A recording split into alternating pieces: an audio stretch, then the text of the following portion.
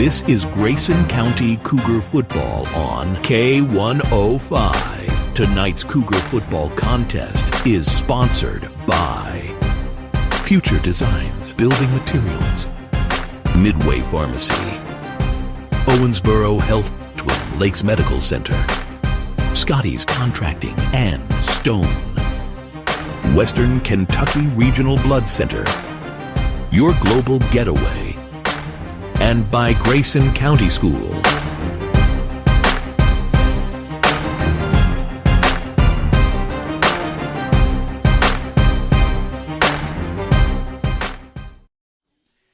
Adversity. Every season delivers it. Injuries, setbacks, and the weight of expectations. For Grayson County, the road has been anything but smooth. Yet the Cougars fight on, hungry for their first district win. Across the field, Barren County faces the same test, a 2-3 record and questions waiting to be answered. Tonight in Glasgow, it's not just about X's and O's, it's about who responds when the pressure mounts. Two teams, one answer to adversity. This is high school football in Glasgow. And a good evening and welcome inside the broadcast booth here at Barren County High School for tonight's coverage of Cougar football on K105. I'm Sam Gormley. We'll be joined here just shortly by the former Cougar himself, Mr. John Decker. Welcome into the Locker Room Show, brought to you by our friends at Hometown Hangout. Make sure to stop by and see them before, during, and after every Grayson County game this season. They got the Hometown Hangout MVPs there, and they've also got the Mr. Spirit Wall. Tonight's matchup, Grayson County and Barren County, two teams 2-3, two teams that lost to teams from Warren County last week in the opening game of district play. But you get an opportunity now against two schools similar to one another to try and get to 1-1 in district play here tonight. Let's dive into this matchup here. As Grayson County, we mentioned, 2-3 record last week, 42-19 loss to Greenwood. Cougars looking to avoid an 0-2 start in district play for the first time since 2018. Barren County, on the other side, enters with a 2-3 record. They lost to Bowling Green last week by the final tally of 48-7. Last season, Trojans 10-3. They won their first playoff game since 1992 and tied their school record for wins, which happened in 1979. Coming up on the Locker Room Show, again brought to you by Hometown Hangout. We'll introduce you to both squads. We'll talk to the head coach, Brian Jones. We'll have Decker's details, the keys to the game, as it's the Cougs and the Trojans, as this is Cougar football on K105. When you give blood, you give life. And when you give life, you change lives. Make a life-saving impact by donating blood with Western Kentucky Regional Blood Center, your hometown partner. As the sole supplier of blood products needed in Grayson County, your donation ensures a stable and adequate blood supply for you, your family, friends, and your neighbors. You are the hero when you give. Feel the power of community and compassion in every drop. Give life and change lives with Western Kentucky Regional Blood Center. Life is on the line. In life, things aren't scripted. If you're an athlete, we need people like you and translate those skills to officiating. You can get a lot out of it. It happens in every town, in every game. We never have a perfect game, but the rewards always outweigh the negativities.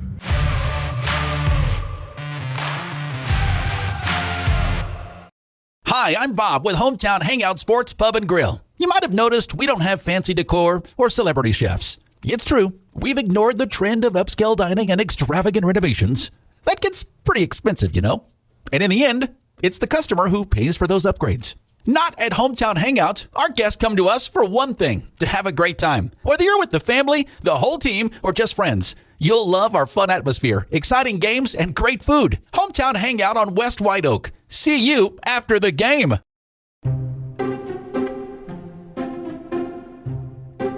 When garbage is thrown on the ground, tossed out a car window, illegally dumped, or poured down storm drains, it all ends up in our streams and lakes. Which means that pretty soon we'll be reeling in more trash than fish. Do your part to keep our new Kentucky home clean. Thanks, Team Kentucky.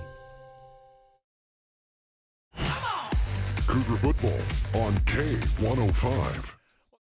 to Trojan Stadium on the campus of Barren County High School. Cougars on the road tonight for the second straight week, taking on this Barren County squad. Barren County 2-3 record, coached by John Myers. Myers has been around the block coaching football. This is his 20th overall season as a head coach, 158-81. Here at Barren County, year number 2, 12-6 record.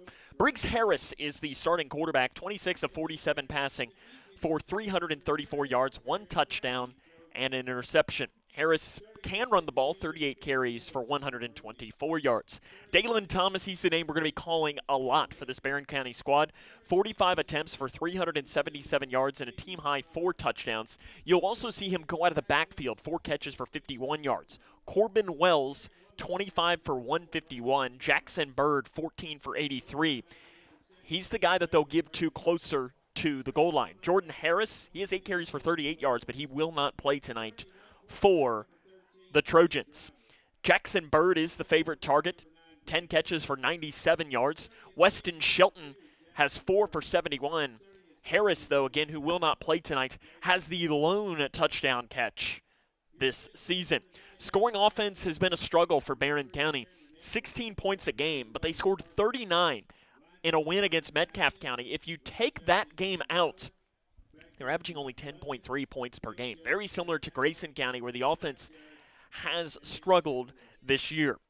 Defensively, allowing 18.2 points per game. 94.4 on the ground, 140.8 through the air. Corbin Wells is their leading tackler. Connor Thomas does lead the way with 4 sacks, but I believe he was one of the players listed as out tonight, and he is. That's a big loss for this Barren County squad here in this one. Grayson County looking to pick up a win here tonight. We'll take a break, introduce you to them after this. This is Cougar Football on K105. Are you looking for the best building materials in Litchfield? Look no further than Future Designs Building Materials. The builder's choice on Quarry Road has everything you need to build your dream home. Jim writes, I'm so glad I came to Future Designs for my new roof. The staff was so helpful and knowledgeable, and they made sure I got the right materials for my needs. Thanks, Jim. Future Designs is more than just a building materials store. Future Designs Building Materials on Quarry Road in Litchfield. FDBM.net. Building on experience. Food isn't just fuel to live, it's fuel to grow. My family relied on public assistance to help provide meals for us. These meals fueled my involvement in theater and the arts as a child, which fostered my love for acting. The Feeding America network of food banks helps millions of people put food on the table. When people are fed, futures are nourished. Join the movement to end hunger, and together we can open endless possibilities for people to thrive. Visit feedingamerica.org/actnow.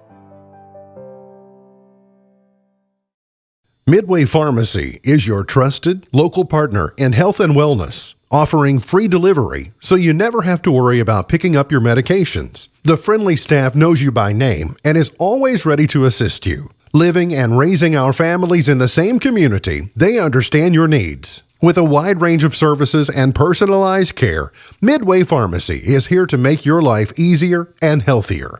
Visit or call any countywide location today of Midway Pharmacy. Struggling with mortgage debt from COVID? Team Kentucky can help. If you restructured your home loan and deferred payments to the end of your mortgage, you may qualify for up to $60,000 in assistance to pay off that debt. Help is also available for other COVID-related hardships if you meet income guidelines. Apply today at www.protectmykyhome.org. This ad is sponsored by Kentucky Housing Corporation, the Kentucky Broadcasters Association, and this station.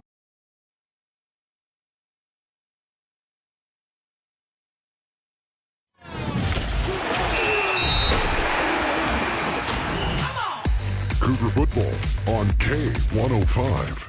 Welcome back here to Trojan Stadium. Grayson County and Barren County getting closer to getting underway. The man, the myth, the legend himself, Mr. John Decker, has joined us. I know you had to deal with a little bit of traffic on the way in. I mean, we got the best view of the traffic in the building, and it's a little hectic out there, isn't it? It is. It doesn't move very fast getting in here. But you got to experience, and we'll have a video that'll come up later. I don't think you thought I was being serious when I said that we have to come through the bathroom press box here today, but it was an experience, wasn't it? It was a convenient stop, but yeah, you do have to. Yeah, because I saw Zach, our camera operator, he came in and you weren't there. He just had your bag. I was like, did John get lost? He said, oh, no, he's going to take advantage of the facilities that are behind it. Yeah, because literally, so if you're watching with us, the door that is behind John is the bathroom. Yes, it is. And then over here on the other side is the women's restroom. So it is kind of funny. And a little bit later on in the broadcast, if you're watching, we'll actually show you the walk-in here. But Grayson County here tonight, John, has an opportunity to go to 1-1 in district play. Jake Bratcher, the starting quarterback, we've seen some ups and downs, but I thought last week was a pretty good performance from him. I do. I think that was his best performance of the season. He ran the option well, and when he did pass, I thought he did decent passing the ball. You saw him, too, that touchdown pass to Shane Hall. That window was tight, and he found it in there. He did. I mean, he couldn't have had an extra inch getting that pass in there. It was a college-quality pass. The other guy that I've been really excited to watch this season is Jamycen Buster. Him come out and become more of a factor in this offense for Grayson County. He's averaging over 5 yards a carry, 9 yards a catch as well. He's kind of one of those kids. I was talking to Brian Jones earlier today. He said he's just excited to figure out how to use him. You know, we had a conversation on the way down here. You know, losing Caden was a big deal, but this may be by the end of the year, may be a blessing. I'm telling you, this kid has all the skills, all the potential, and is faster than Caden, I do believe. Caden is more powerful. Yes. Jamycen is faster, though. It's two completely different things. They are. And listen, losing Caden Hanshaw is a big loss for this program, but see how you can do, and that's what good teams do is they fight through adversity. They battle through it, and leaders will come up from that as well. Caden Tyner, 9 catches for 76 yards. Shane Hall, 11 for 76. We've also seen a little bit more Bryce Abersold. He is 7 for 38. Anthony Linton, 3 for 33. So the pass catchers really spread it out for Grayson County here this season. Defensively, 25.6 points per game. Rush defense allows 150, pass defense 87. Camden Cornwell leads the team with 39 total tackles. Again, every time that the Cougars intercept a pass tonight and all season long, it'll be a $50 donation from Sheriff Norman Chaffins. Right now, the Cougars have only taken $100 out of his pocket. John, I'd like to maybe triple that tonight. I would too. And let's see how deep those pockets are. Exactly. Let's get the lead early and make them throw the ball and get some money off Sheriff Chaffins. Lane Beasley is the Cougars kicker, but Evan Hasty was warming up kicking earlier. And, John, he was attempting some 45-yard field goals. So on the turf. Oh, I just look. We have turf again tonight. It is. In fact, the Cougars, every road game from here on out will be on turf in the regular season because you think back next week at Ohio County is turf, and then Hart County to close out the year also has turf. I did not know Ohio County was turf. When I played, it was still great. It's only been turf. This is maybe the third year? Third year. And Hart County, I think it's maybe the second year. Yeah, I've been to Hart County since they put turf in. It's nice. It is a nice facility. Press box, there's no bathroom, but it's not quite the nicest press box. But, hey, I only complain about press box a little bit. Brian Jones, head coach of the Cougars. We'll take a break, talk to him, get his thoughts on the matchup after this. This is Cougar Football on K105. Connection builds community. It grows the minds of future citizens and leaders. Connection teaches. It encourages. It builds confidence. Through relationships, through partnerships, through small daily acts, through high-impact programs at all levels. Connection says together, we can. The one thing I know about Grayson County Schools, when you get the right people going in the right direction, anything's possible. We are GC Connected. When you bundle home and auto, good things can happen. You get a local agent who can help you choose the right coverage for you at a price that's right for you. Call State Farm agent Duda Hudson in Litchfield today. It's Kyle's last spin on his turntable. Yeah. And the first day of Kira's new career in IT. When you donate to Goodwill, you help provide skills training and career placement. And the things you loved start a new life too. In small towns, we share everything. Our joys, our struggles, our celebrations. Today, Grayson County shares something special. The hospital where we were born, where we bring our families, where our neighbors care for us, is one of America's top 100 rural hospitals. This is our achievement. This is our hospital. This is home. Owensboro Health Twin Lakes Medical Center. Top 100 care, hometown heart.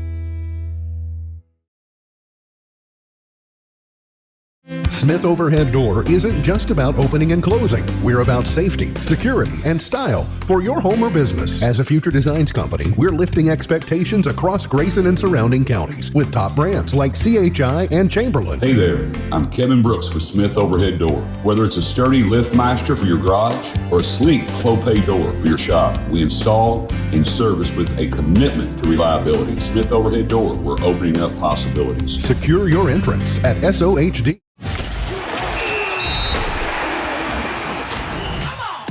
Cougar football on K105. Welcome back to the Locker Room Show here on K105. Sam Gormley joined now by head coach Brian Jones, the Grayson County Cougars. Coach, the game last week against Greenwood, I think there were some positives, and then there's stuff to grow on. When you went back and watched it, what'd you see?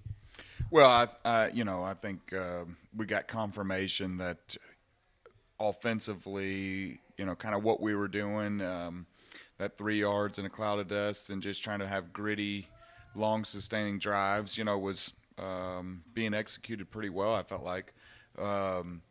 Just had one of the things we talked about this week was if we're going to play that style, the mistakes are magnified that much more. You got to finish in with points, and you can't get behind the sticks. You can't have turnovers because it comes almost down to like who has the ball last. And the way it timed out there, they got that score before halftime and then got the ball back before halftime. We really needed the stop going into the half. But I think from that side of it, there was some great things on the offense side of the ball. I think Jake read the option really well, and we had several different guys run very hard. But on the flip side of it, defensively, I think it's exposed some things and some areas that we have to get better at. To me, when adversity hits a team, that's when leaders are born. In your eyes, what makes a good leader on a high school football team? Well, first, I think at this age and this level, it's got to be somebody that's walking the walk, because I think teenagers are maybe some of the quickest age group to call somebody out. If you're talking the talk without the walk. So for me, I think you got to have a kid that works hard, that's invested, that's putting time in the weight room, that's in great shape, that practices hard. If you're doing all those other things, well, then you can require more of others. But if you're missing some of that, young men are going to be quick to say, yeah, but, and point out your flaws. So, not that we expect kids to be perfect, but first and foremost, you better be a hard worker that's putting in the time and effort. Have you seen that to the extent you want? I think we got some guys that work hard. We've battled a lot of injuries, I think. So, from like our, weight room and some things like that, I think we've got some stuff that keeps some of our guys out of that. And I think that hurts. To me, another kind of cliche saying that we say around here is presence is important. Being seen and being there and everything, I think, is very important to your peers. And so we've got some guys that are rehabbing and doing some things with Scott. And so that's happening in one place, and other people are in the weight room. And so I do think there is, some hindrance to that and the full leadership capabilities of some, because they're having to do rehab instead of, weights and things like that. And so, if I could draw it out on paper perfectly, would some things happen in a different way? Probably so, because I think being there, being with your teammates is important.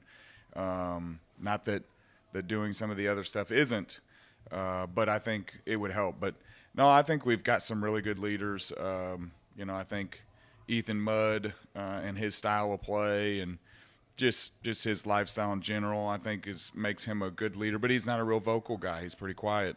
On the flip side of that, I think Jake Bratcher has matured in that area more than maybe any kid in a 12-month stand.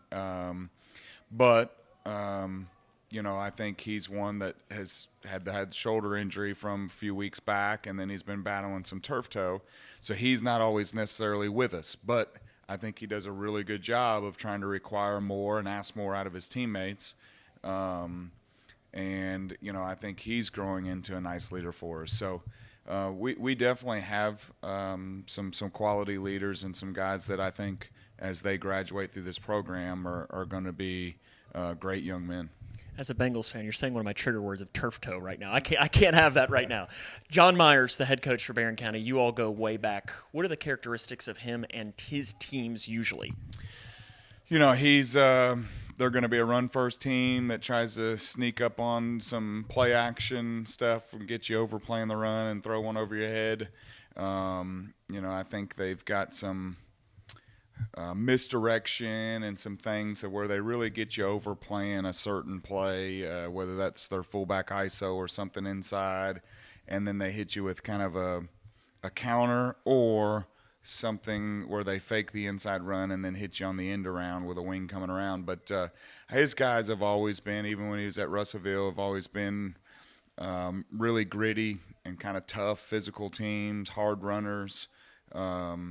And so, you know, I expect them to play that way at Barren. They're going to be super well coached, super well disciplined.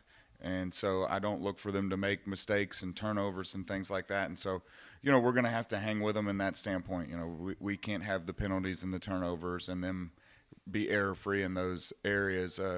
So we've got to try to match that from the mistake standpoint. How do you move the ball offensively against their defense? I think we're really kind of excited and like where our option stuff is. But I also think they do some things formationally that we may be able to throw the ball on them some as well. So, and then at times they appear to be pretty aggressive up front, and so we might be able to slip in a screen here and there and be successful at that. So, but we'll be a run-heavy option team initially to start for sure. Try to sprinkle in some spread pass stuff, and then if we feel like they're just really pinning their ears back, see if we can't hit them on a screen. What are the keys to going one-on-one? I think we've got to finish with points. That's first and foremost. When we have possessions, we've got to put points on the board, and then I guess the statistics that we always talk about, turnovers, field position, and time of possession. You know, we need to be on our side on those categories, and then we should have a good shot. Coach, good luck. More comes up on the Locker Room Show, brought to you by friends at Hometown Hangout after this. I crave adventures that spark joy and create memories. Sailing the seas with Royal Caribbean or exploring the magic of Disney parks. And with your global getaway, my dreams are expertly crafted. From all-inclusive Caribbean resorts to tailor-made itineraries, Mark turns wanderlust into reality. Why settle for ordinary when you can have extraordinary? Your Global Getaway. Expertise in unforgettable vacations. Call Mark at 270-296-0106 or visit yourglobalgetaway.com. Start living your travel dreams today. Yes, start living your travel dreams today. Paying for your student's college can feel overwhelming. Scholarships and grants help, but they might not cover everything. That's where the Kentucky Advantage Parent Loan comes in. With competitive low interest rates and no application, late, or other fees, the Kentucky Advantage Parent Loan offers a smooth and affordable solution. Owned and managed by a state-based nonprofit lender, we're committed to helping families like yours. Apply today and take the next step in supporting their dreams. Visit KentuckyAdvantageLoan.com or call 800-988-6333 to learn more. Okay, time to see if I got it.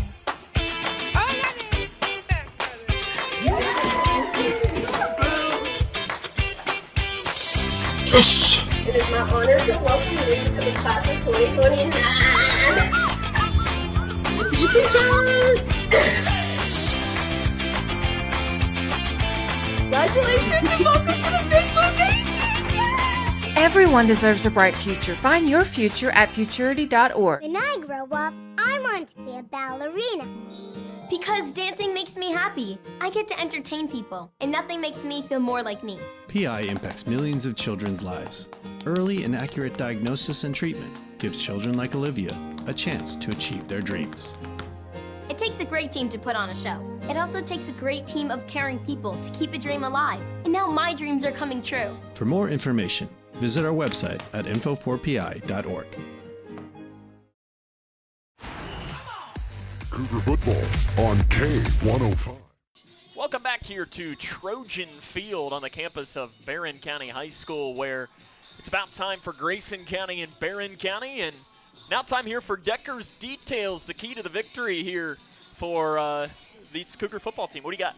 Well, I think we have to slow down Dalen Thomas tonight. He's averaged the last couple of weeks over 120 yards a game. 120 yards a carry would be really Yeah, impressive. that would be 120 yards a game, yeah. And I think we are going to have to pass the ball tonight. The last 2 games that Barren County has lost, they've gave up almost 250 yards a game passing, so we need to put the ball in the air a little bit more tonight, I think, to win the game. Bringing some stats here in this. Hey, I do. You're talking right to my And my the wheelhouse last key here. is we got to keep Scott's name off our tonight. You also Stay want healthy. to know who also doesn't want to hear his name called at all tonight? Is Scott. I talked to him before the game, and he said, I'm hoping for an easy night tonight. I felt sorry for him last Friday. I did. I think he took 40,000 steps do probably or too. something like that. And I talked to him a little bit, and he says, man, that was as busy as it's been for a high school football game in a while. I was going to say, I can't remember being that busy. I mean, You know, I counted 5 people on the table at one time last Friday night. He needs a bigger table or just not as many injuries Not tonight. as many injuries. For Grayson County, though, in this game, the Cougars, they've got a lot to focus on with this. Yeah. But, I mean, the most important thing is just going 1-0 tonight. Yes. Night's your biggest game of the season. It is, because it's the next game of the season, but it's also a very important game because you look at the rest of the district games. So next week, Ohio County is a non-district game. Ohio County was going to be the district. I thought there was a district. No, they have decided to go non-district. Oh, okay. So that will not be a district game next week. And then you've got the bye week, and then you've got a Warren Central team who is playing very well right now. They're going to be playing Bowling Green tonight. That's going to be, or Greenwood rather. That'll be an interesting story for us to watch. It will be. And I'll continue this talk a little bit later because they're playing the national anthem right now. So that's been the Locker Room Show brought to you by Hometown Hangout. The Cougars and the Trojans of Barren come up next here on K105. For each life moment, your kids could get free or low-cost health coverage from Medicaid or CHIP. Kids up to age 19 are covered for checkups, vaccines, dentist visits, hospital care, and more. Your kids may be eligible now, even if you've applied before. And if they already have Medicaid or CHIP, remember to renew every year. Get started now at insurekidsnow.gov. Paid for by the U.S. Department of Health and Human Services. Across Kentucky, treatment providers, state and local governments, and nonprofit organizations are working together to support your pathway to long-term recovery. These providers and communities of recovery will walk alongside you and help you find your recovery journey. If you or a loved one is struggling with addiction, the KY Help Call Center can connect you with resources right now when you call 833-8KY-HELP. You can also visit findhelpnowky.org to find treatment options near you.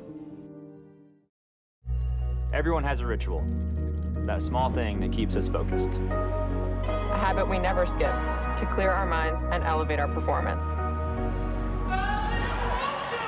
But what do you do to keep your head in the game, to drown out that self-doubt and support your mental health? Because being your best isn't just about taking care of your body. It's about taking care of your mind and your mental health. Discover the resources that you need to keep your mind focused and your mental health a priority.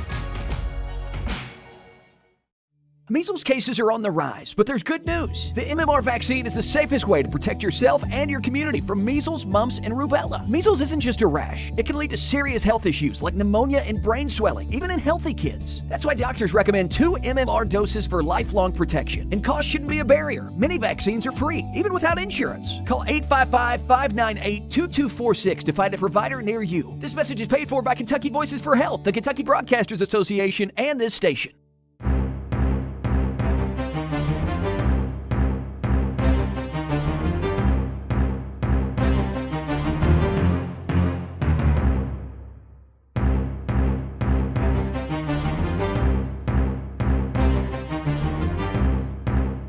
This is Grayson County Cougar football on K105. Tonight's Cougar football contest is sponsored by Future Designs Building Materials, Midway Pharmacy, Owensboro Health, Twin Lakes Medical Center, Scotty's Contracting, and Stone, Western Kentucky Regional Blood Center, Your Global Getaway, and by Grayson County School.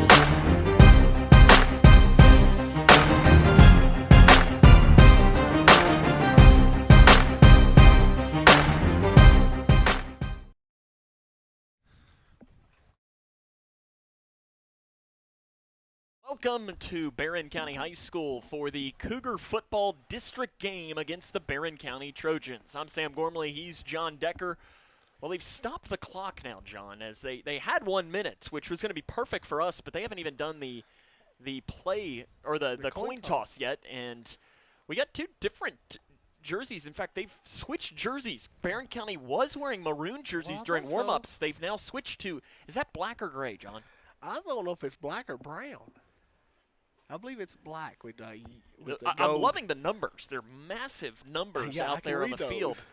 As I say this, you might not know this, John. I'm not sure if our listeners do. I'm like partially colorblind. Oh, no. So I struggle seeing shades of colors. Yeah. So that could be gray, it could be brown, it could be black, but it looks all the same to me. It's either black or brown, but I like the big yellow numerals. It is, very much so. Grayson County wearing navy pants with their white tops. This is not a look I've seen them wear before to match the navy helmets. The coin toss is going up. Grayson County has won it, I think, every single game this season, or at least has started with a football. They've had the ball, yeah. Every single time, and we'll see if that will continue here tonight as the White Hat is continuing to talk to both of these squads. I know I heard one of the White Hats' conversations from a Barren County game earlier this season, and, you know, he made a comment as far as covering your knees and so on, some of the conversations that are happening right now.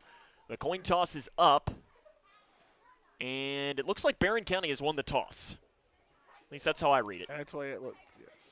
And let's see who starts with it. What do you think? Are they deferring or are they getting the ball? I'm going to say they're going to defer. Okay. I'll say they get the ball. Why not? And looks like you're right. Looks like they're going to defer, so Grayson County is going to start with a football. Well, I'm not sure. Grayson won the toss, oh, and they wow. will win. They will get the football. Well, if I'd have known that, I'd have said they're taking the football because I know how Brian Jones is. It's kind of either way. We won the toss, I think. Yeah, because Brian Jones is very much he's an offensive-minded coach. And he wants the football to start us off. There comes Grayson County. They're walking out right now to take the field. Barren County's football team, I'm not sure where they are. I guess they might run through the bleachers. I see them lining up. Is that a student section they got in the end zone? That is the band. Well, actually, yeah. The band is down there, and it looks like they do have a student section in the end zone. I like that. I like that. That is kind of fun. As the coaching matchup today, Brian Jones, the head coach for Grayson County, 34-24 in his sixth season. And for overall, he's 46-74, 12th overall season. John Myers, the head coach for Barren, in his second season at Barren County, he's 12-6, 158-81 in his 20th overall year as a head coach. John Myers and Brian Jones know each other very well from when John Myers was the head coach at Russellville and Brian Jones was the head coach at Todd County Central. They have a lot of respect for one another. I was going to say that was a pretty close rivalry, I'm sure, there. And I think John Myers got the best of Brian Jones in most of those matchups back then, but that was then and this is now. As it's about time for us to roll. A nice evening as it is homecoming tonight here, 73 degrees, really no wind whatsoever. Had an amazing fall of football. The weather has been great. You just jinxed it. You just knock on wood right now. We don't need to be jinxing. Thursday night we'll have a big storm or something. Or it's going to snow or something wild is going to happen now this year. As the picture-perfect evening here in Glasgow in their beautiful press box. I do want to make sure before we start the broadcast, too, it was nice before the game to catch up with Jay Turner, the voice of the Barren County Trojans. I want to make sure I give him a shout-out, too. He was named the KBA Kentucky Sports Announcer of the Year.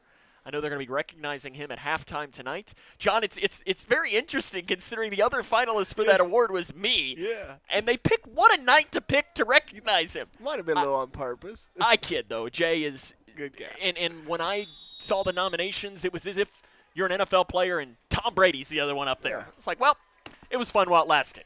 Here comes the opening kick. End-over-end kick caught back at the 4-yard line by Grayson County. That's Jamycen Buster. He goes to the far side of the field at the 15 to the 20. Blocker in front of him as he crosses the 30-yard line. Buster carrying tacklers up to the 35-yard line. A return of 31 yards, and that's a good start for Grayson County offensively. Let's see where they'll officially place this. Looks like to the 36, 32 yards on the return for Buster. And Jake Bratcher will lead the Grayson County starting offense out. 30 of 52 passing, 237. A touchdown and a pair of interceptions. Looks like Buster will line up as the running back and Ethan Mudd. Oh, did we have a penalty? Oh, illegal block in the back. I never saw the penalty flag come out. I didn't see it either. But that destroys field position for Grayson. It's going to move the ball back to the 7. So really, it doesn't go down as a 25-yard penalty, but it is. It is, yeah. Well, that is a brutal break for Grayson County. It'll be back at their own 7-yard line to open us up here in this game. Yeah. First down and 10. That completely changes everything that you might have done offensively as well. I formation. Buster is the deep back. Mudd is the fullback. Run for Buster. He dives up the middle, and he gets maybe 2 or 3 yards up to about the 10. Nope, they're even going to give him the 9, so it's officially 2 yards on the gain. So it gets up to the 9-yard line, 2 yards on the run for Jamycen Buster. Not a whole lot there for Grayson on that early run. Buster this year, 21 carries, 113 and a touchdown. Leads the team in averaging 5.4 yards per carry. Cougars spreading it out, trips near side, 1 left side. The running back Mudd is to the left of the senior quarterback Bratcher in the shotgun formation. Bratcher looking near side, quick hitter over the middle. It's caught after a short pickup to about the 12-yard line. Pulling that in was Buster. Gets it to the 12. It's a 3-yard gain, bringing up third down and about 5 or 6 for Grayson County. I think we're going to see him try to get the ball in many different ways into Jamycen's hand tonight. Barren County is not going to be afraid to bring pressure tonight, as they're missing their leading sack totaler. That's Connor Thomas with 4 sacks, but they will bring pressure. They're not afraid to at all and test this Grayson County offensive line. That's where Brian Jones said in the open he thinks he might be able to hit them with some quick screens. 2 wide receivers on each side. Now Tyner will go in motion from the near side to the far side. Cougars working from left to right. Bratcher rolls out that far side. Eyes up, throwing, and it is near the first down marker, but about a yard short on the completion. That was Shane Hull. He had Jamycen Buster running a corner route there, probably 5 yards behind everybody, and just couldn't see it. Get it to him. 4th down and inches for Grayson County. From their own 17-yard line, John, looks like the Cougs are going to leave the offense on the field. Oh, I don't know. That's brave, but hey, let's see. You know what? On 4th and inches, he's probably saying if we can't get inches, we don't deserve to win the game. That's right. Hey, I turn around and hand the ball to Ethan Mudd right here. Yeah, if they stop Ethan Mudd, you tip your cap. Let's see what they do. I formation. Tyner in motion. Near side, far side. 4th and inches for Grayson at their own 17-yard line, maybe even a hard count. And Brian Jones looks like he's going to take time out, and he does. He's going to take the hard count. Tell you what, John, I go for this. I am as aggressive as it gets. I probably would here too, really. We only need the inches. You got Ethan Mudd back there, a senior back that, hey, I saw him play last week, and he's going to get you inches. As far as injury reports to bring you for Grayson County, Tanner Warner will not play tonight. He's still dealing with the injury that he suffered last week. Other than that, Weston Ford is out for the presumed future. But really, Cougars relatively healthy other than that aspect. I have not seen Lane Beasley trot out there, but he might be in the huddle. Maybe Brian Jones is going to think about going for this. And maybe this is one of these two where Jake Bratcher looks at him and says, or Ethan Mudd looks at him and says, hey, give me the ball. Give me the ball. We're going to get this first down. Yeah. I can see Ethan Mudd saying that in that huddle right now. Give me the ball. I promise I'll get it for you. And this is also sometimes where I know Brian Jones will ask his defensive coordinator, Kevin Embry, and say, hey, can I go for this? And it looks like they are. They are. Leaving the offense on the field. 4th down and inches for Grayson County. Barren loading the box. It's a handoff up the middle for Mudd, and he got it. First down. Mudd carries for a pickup of 2 yards to the 19. First down, Grayson County. I love going for it there. Oh, I do too. I do. It is risky, but hey, you're on the road. You need a spark. Sometimes 2 yards can be a spark. Oh, and that could be a big spark. And, that's got to deflate their defense a little bit too. Here we could have got good position and couldn't stop. First down and 10 now from their own 19-yard line for Grayson. 9:14 remaining here in this opening quarter of play. Spreading it out, 2 on each side. Ball placed in the far hash. Again, Cougars wearing their road white tops, Navy helmets, and the Navy pants. Bratcher catches the waist-high snap. Three-step drop, steps up in the pocket. He's looking deep, up the seam, and it is fighting for it on the far side, and it is caught! Pulled down by Caden Tyner across the 50-yard line, down at the 45. What a huge gain. It was a jump ball. Tyner pulls it down. Yeah, when they came down, I thought it was an interception, Sam, and then Tyner pulls out of the pile and holds it up in the air. 36 yards on the completion. Second longest pass play of the season for Grayson County. They're hurrying it up now. Going tempo. Bratcher completes that big pass. Motion now, Buster. Far side to the near side. They got trips near side now. 8.5 remaining first quarter. Big play from the Grayson County offense. Mudd to the right of Bratcher. They'll give it to Mudd. He runs right into his offensive lineman, and he's dropped for a loss of the play. As he ran into the back of, I think it was Maddox Anderson on that left side. And it's a loss of 2 back to the 47. They'll bring up second down and 12 for Grayson County. 8 minutes remaining in the first quarter. No score between the Cougars and the Trojans. I like seeing us coming out being aggressive tonight. You're going through the air. I mean, you've got 39 yards passing in the first drive. I'm not sure when that's happened in a long time. Going back to the I now is Grayson. Wide receiver on each side. They got an extra blocker on the offensive line. They'll turn around, give it. Nope, kept by Bratcher. He takes it himself, and he's going to pay the price as he's dropped in the backfield for a big loss. So they were fighting over it in the backfield, and Bratcher and Buster were. And Bratcher is brought back now into his territory. Back to the 48-yard line. It is a loss of 5 yards, and after a big play, Cougars going the wrong way.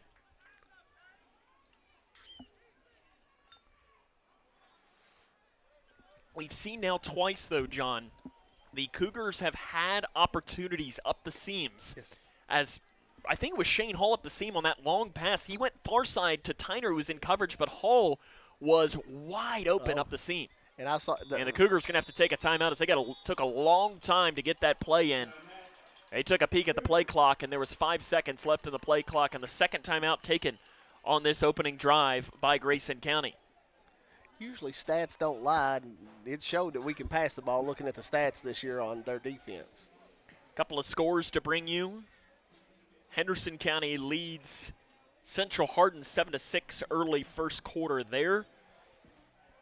Russellville leads Hopkins County Central 3-0 early first quarter. Let's see what else we can't find you.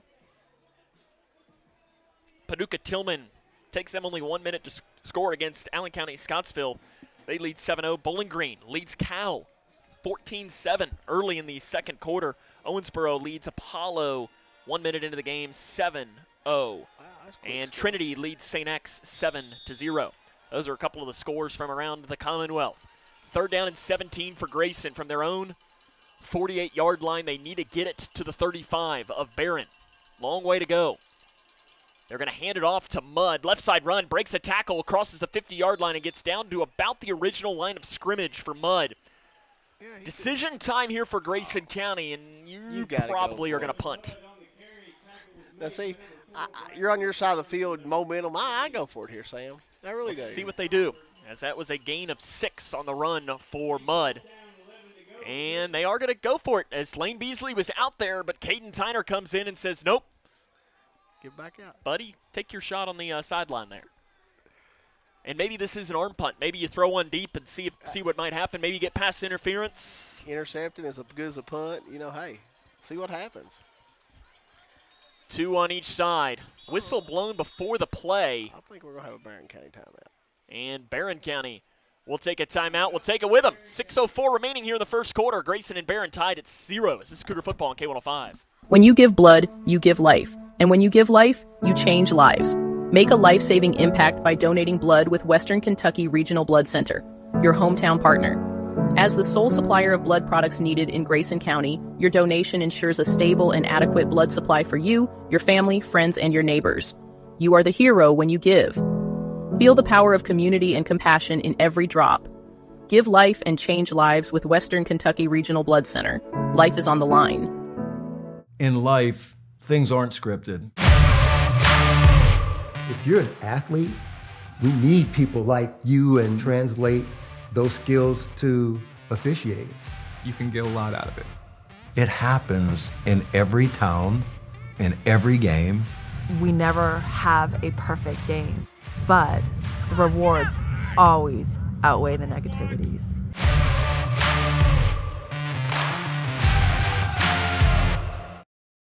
Out of the timeout, Grayson County has a 4th down and 11 from the Barren County 46-yard line. They're keeping the offense on the field. Bratcher in the shotgun formation, 2 wide receivers on each side, 6 minutes remaining first quarter. Bratcher has time to pass, steps up in the pocket, runs into his offensive lineman, rolls out far side, looking to throw up the far side, and it is incomplete. It was intended on the far side of the field for Buster, but it is incomplete, and the Cougars will turn over on downs on their opening drive of the game. Bratcher did a good job with his pocket. He did. He put outside the pocket, you know, and he may have been better off to run that one. I'm not sure he could have got there, but he would have picked up a few yards. 5:55 remaining in the first quarter. This Barren County offense led by junior starting quarterback Briggs Harris. 26 of 47, 334, a touchdown and an interception. He will run the ball. Barren County, though, runs kind of similar to McLean County, where they're going to run a lot of motions in the backfield and try and get numbers. It's a toss play near side, breaking a tackle, crossing the 50-yard line and getting it down to the 48. That was Wells on the carry. And he'll give it down to the 47-yard line. That is a gain of 7 yards on their first run of the game. Against Bowling Green last week, Barren County did pick up about a 40-yard run on their first play of the game against the Purples on a run by their leading rusher, Dalen Thomas. Thomas gets the carry right side. He'll cross the first down marker, getting it down to the 40-yard line, gaining 7 on the run. Barren is just running through Grayson on their first 2 plays. And that's, I mean, John, that has been the issue for this Grayson County team all season. It has been. Defense. Against the run especially. Thomas gains 7 on that second run of the game for the Trojans. First down and 10 from the Grayson County 40-yard line. Under center, they give it to nope, kept this time near side. The quarterback trying to find an edge, and he's going to run out of bounds near side. As that was Briggs Harris. Grayson did a very good job. Probably not a great decision to keep on that for Harris. No, that was an easy tackle for loss for Evan Hasty there. And it'll drop a loss of 3 yards back to the 43. We mentioned Dalen Thomas. He's their guy that Grayson is going to have to key on this game. 45 attempts, 377, and a team-high 4 touchdowns. I think he was even one of your keys is to limit him. It was. We got to limit him. He looks like a really good, powerful back there. He'll get it this time. Up the middle, just barreling forward, crossing the line, the original line of scrimmage. He gets down to the 35-yard line, and that's where he is going to be stopped. Forward progress. I'll bring up 3rd down and 5 for the Trojans. It's a gain of 8 on the carry. Thomas listed on the roster at 6'2", and he's probably 6'2", 220, John, maybe? Oh, I wouldn't doubt that at all. He's a good-sized back there. And he's one of the bigger backs that Grayson County is going to see all season long. Powerful runner. 3rd and 5. Presumable 4-down territory for the Trojans. Harris under center.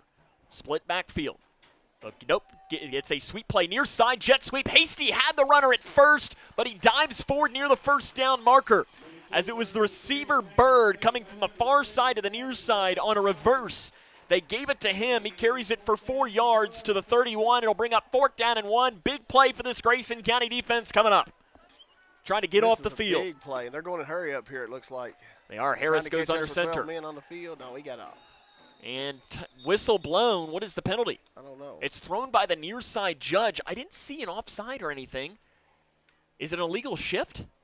Yeah. That would be huge. Barren is moving backward.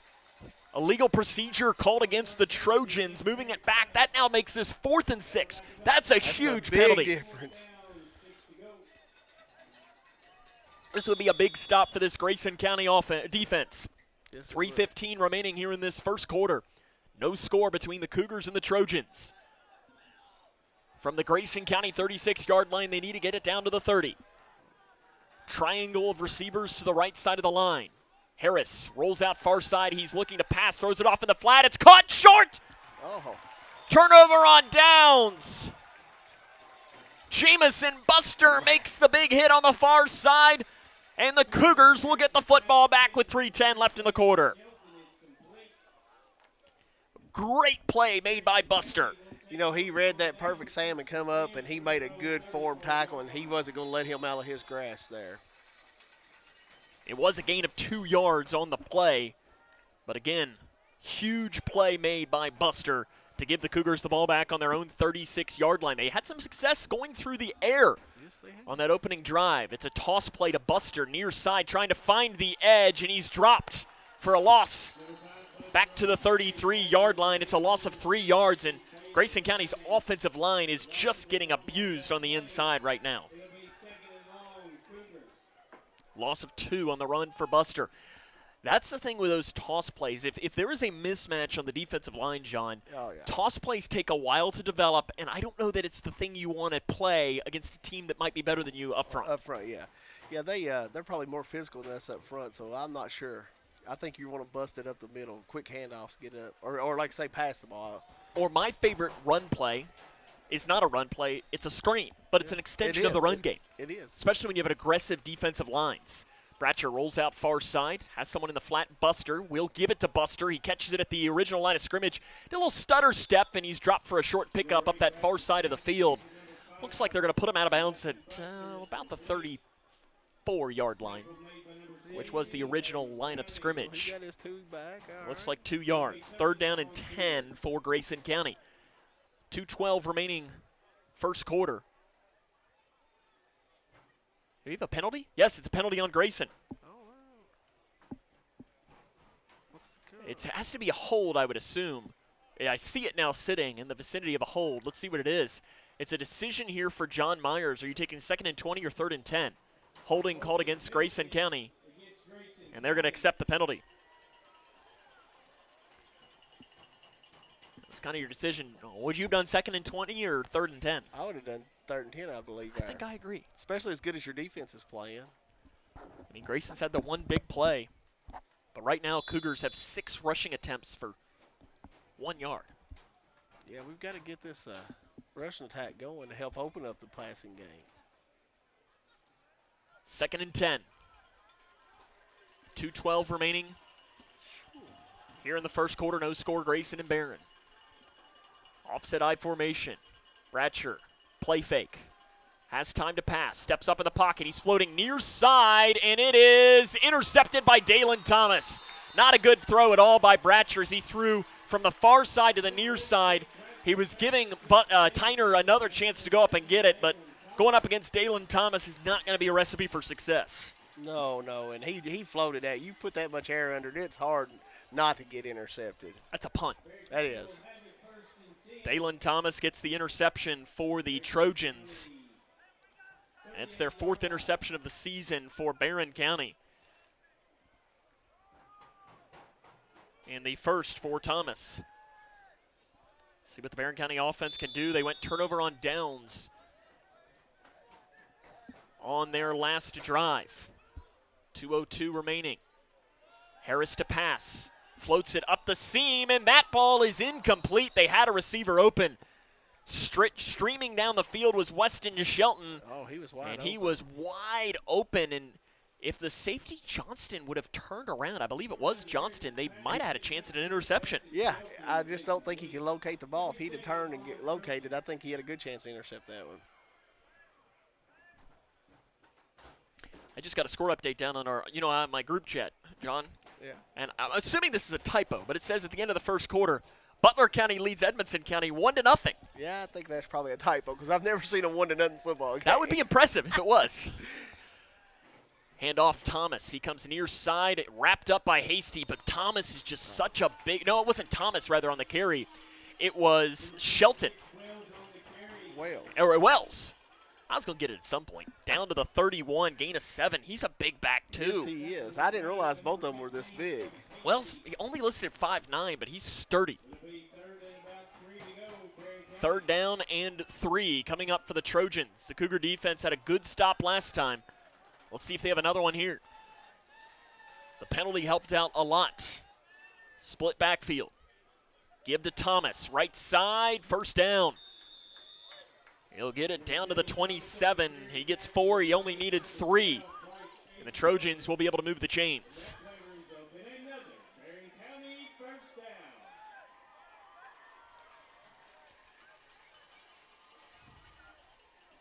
.110 and counting 1st quarter. Barren County looking to enter the red zone for the first time tonight. See if this defense can come up with another stop. Need to stay. This front seven's got to really settle in and bow up right here. They shift extra blockers to the near side of the line, faking the toss, looking up the near side. The pass is caught up the near sideline. Big hit, diving towards the end zone. Touchdown, Barren County. Jackson Bird runs over Caden Tyner and takes it into the end zone for a 27-yard touchdown catch. John, I think he was a little short, but he's in the end zone regardless. I think he was looking. The referee may have been looking at see if Tyner was all right and just gave him the touchdown there. I mean, he ran over him. Jackson Bird pulls in the touchdown, his first receiving touchdown of the season. He is their favorite target. Well, that was a really good pass and run after catch. Here comes the extra point from the soccer goalkeeper Jacob Dooley. 7 of 8 on PATs this season. Good snap, good hold, kicks long enough. And he put it through. Barren County now leads 7-0 with 44.9 seconds left in the 1st quarter. And John, you know, the defense put into 2 bad situations. I think what you need right now is you just got to find a way to get some movement on offense. You do. You've got to get your offense moving, get your defense off the field, get them a little rest, and get a little momentum going here. And the downside is you don't really get to rest much because you got a lot of two-way players. Yeah, exactly. You know, that's the way it's been for Grayson County. Since football was created. Yeah. You know, when you have a limited number of 35, 40 players, a lot of people play 2 and 3 ways.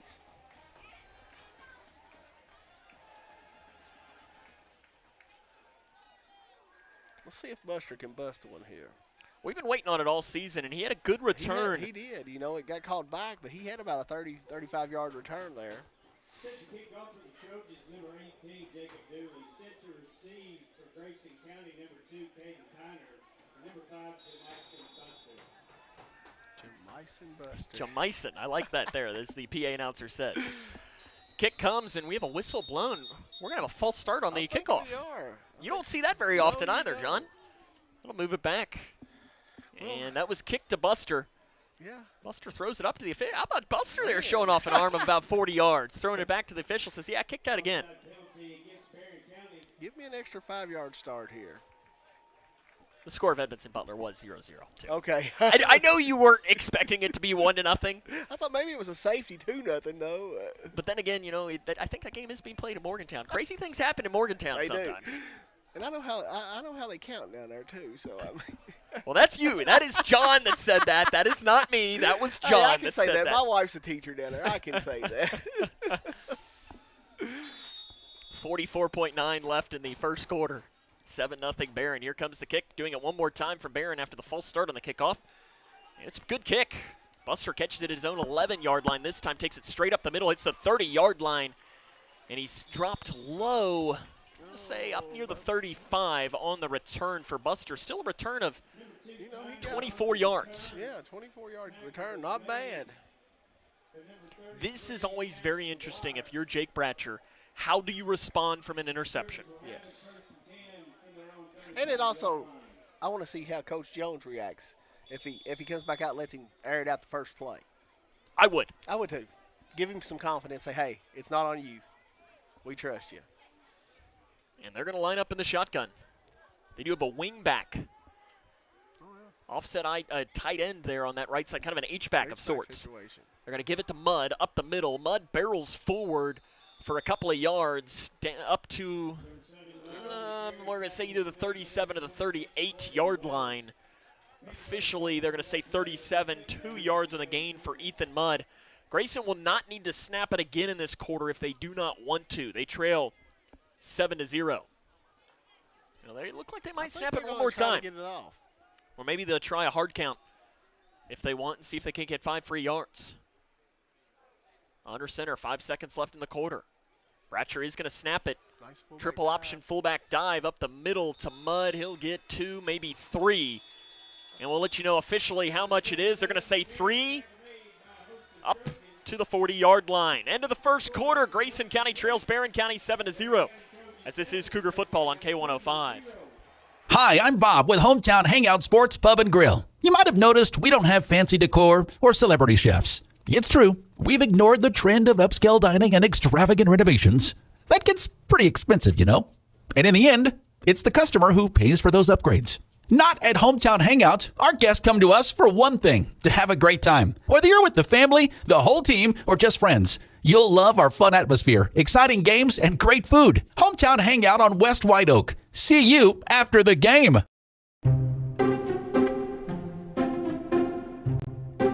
When garbage is thrown on the ground, tossed out a car window, illegally dumped, or poured down storm drains, it all ends up in our streams and lakes. Which means that pretty soon we'll be reeling in more trash than fish. Do your part to keep our new Kentucky home clean. Thanks, Team Kentucky. Start of the second quarter from Glasgow. Grayson trails Barren 7-0 at the end of the first quarter of play. See what we can't do here. Some score updates. Glasgow leads Hart County 14-0 at the end of the first quarter.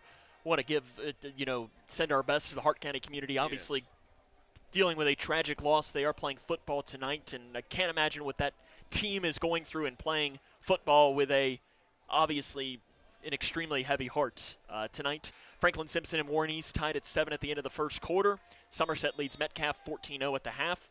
Edmondson and Butler tied at 0 at the end of the first quarter. South Warren and Pulaski County tied at 0 at the end of the first quarter. Those are a couple of the scores that I saw very quickly here as I looked around the region. I think I saw one more come in maybe. South Warren leads Pulaski County 14-0 at the half. So that's one more score that came in. Here we go, 7-0. Grayson has it 3rd down and 5 at their own yard line. It's a sweet play far side, busting it outside. We got a big play for Grayson up to the 50-yard line on the carry. Who was it? That was Ethan Mudd on the carry. Yeah. As it might have been a little wildcat look for Grayson County. He took the snap. And he'll take it down to the 49-yard line. That's 11 yards of the run. Longest run for Grayson County in quite some time. They needed that. They did. That was a big play right there. Moves it down to the 49-yard line. Grayson trails 7-0. Let's see if we might stick with Wildcat. You think back to that drive against McLean County where they went to it, and it is the Wildcat right now, and it was very successful. They're going to stick with the Wildcat. Lane Beasley is an H-back in there, and a lot of confusion on that Grayson County offense, and Brian Jones is going to take his final timeout of the first quarter of play. So with that, I'll see if I can't find another score or two. As I do the old refresh here on this machine over to my left, Owensboro leads Apollo 14-7 at the end of the first quarter. Butler now has jumped out 7-0 on Edmondson. 9 minutes remaining in the first half. St. X and Trinity tied at 7, 1 minute left in the first quarter. Greenwood leads Warren Central 8-0 early second quarter. As I see here, John, Trinity offense, 3 possessions, 6 yards. Wow, that surprises me. I thought they would blow St. X out tonight. South Oldham leads Anderson County 7-0 at the half. LaRue County and Adair tied at 0 at the end of the first quarter of play. And that appears to be most of the scores I see that at least have interest to us. I know I am very interested in seeing the final score is Mike Cooper Jaguars playing Connor tonight, which the equivalent would be a Butler County. It's a big rivalry up there. Big rivalry. For Grayson Butler. Speaking of South Oldham there, did you see where the redistricting the basketball district up there? That. Yeah, kind of interesting. It is. 1st and 10, Grayson at the Barren County 49-yard line. Again, Wildcat formation, Mudd looking for the hole. Nice cut upfield. He'll only get a couple sweeping down to the near side, but it was a really nice cutback by Mudd. He did make a nice cut there, though, to turn nothing into 2 yards. Down to the 47-yard line, 2nd down and 8. Again, Grayson County has no timeouts remaining now in this first quarter with under 11 minutes left here in this half. They trail 7-0. Offense starting to move the ball a little bit on this drive. Only averaging still 2 yards a carry, but had the nice run. They've gone through the air. Bratcher did throw the interception, though, on the last drive. Sticking with a Wildcat. Mudd pays the price in the backfield as he kept it on the read option, and he's brought down for a loss of the play back to the 50-yard line, loss of 3 yards. Dalen Thomas, as soon as Mudd pulled it himself, he ran right into Thomas. And Thomas is not somebody that I necessarily want to run into. No, he's a big athlete. 3rd and 11. Presumably 4-down territory for Grayson, barring a big loss. There comes Jake back in the huddle, so I'd say we're going back to our normal offense. Yeah, I think you gotta pass the ball here on 3rd and 11. They'll need to get it down to the 39. I'm not sure. I think we're still in the Wildcats. No, it is Bratcher. It is, okay. 2 on each side. 4-step drop for Bratcher. Steps up, floats it far side, high, incomplete. Intended for Shane Hall on the far side of the field, but it is incomplete. Decision time for Brian Jones, and it looks like that decision will be to punt. Yeah, I think that's the right decision right here. As Bratcher just mailed it a little high. And it'll be Lane Beasley back to punt. Back deep to receive this is Jackson Bird. Beasley's had some good punts this year, including some that had some really good air time. He had 2 muff punts last week that Greenwood couldn't cover. And that was all due to the massive hang time he had on him. Beasley gets this one away. High spinning kick. Takes a bounce at the 27-yard line, takes a Barren County bounce, and rolls back to the 31. I don't know who that is standing there. Jamycen Buster, he let it roll an extra yard closer. That's one of those who on film, you're going to say, buddy, go get that. It's running towards the end zone. We need it to be as far away from possible. You don't let that bounce back like that. And that's a young guy playing special teams making a mistake. Only a 19-yard punt. Oh, there is a flag. I didn't see it. Personal foul. Called against Barren. Oh, that's a big if that's during the kick. That'll be an automatic first down. Yeah. I wonder if it was roughing the punter. I don't know. I didn't see it. When it left his foot, I quit watching the punter. But hey, I'll take it. First down, Grayson County. It should be at least. John Myers, head coach for Barren, asking for an explanation. Well, is it? Or is it after the punt? I don't know. I guess it's after the punt. Well, that's weird. That is odd. Because where it was thrown up here at midfield where the ball was snapped, I would have thought that was during the kick. Yeah, because it was thrown in the backfield. Yeah. So if it's a personal foul thrown in that way, then it should be Grayson County ball first down. I don't know. I would like to have an explanation on that. It must be not bad because Brian Jones is not complaining on the far side at all. No, he's not. So they've explained it to him, I'm sure. Weird, though. So Barren will now have it with 9:40 remaining in the first half at their own 17-yard line. Not good field position for the Trojans. Their worst of the game. 2 backs shift in motion from the left side to the right side. Handoff Thomas. He goes left side. Barrels up across the 20-yard line and gets probably to the 22. 5-yard gain for Dalen Thomas. Bryce Abersold in on the tackle for Grayson County. He's second on the team in tackles. Yeah.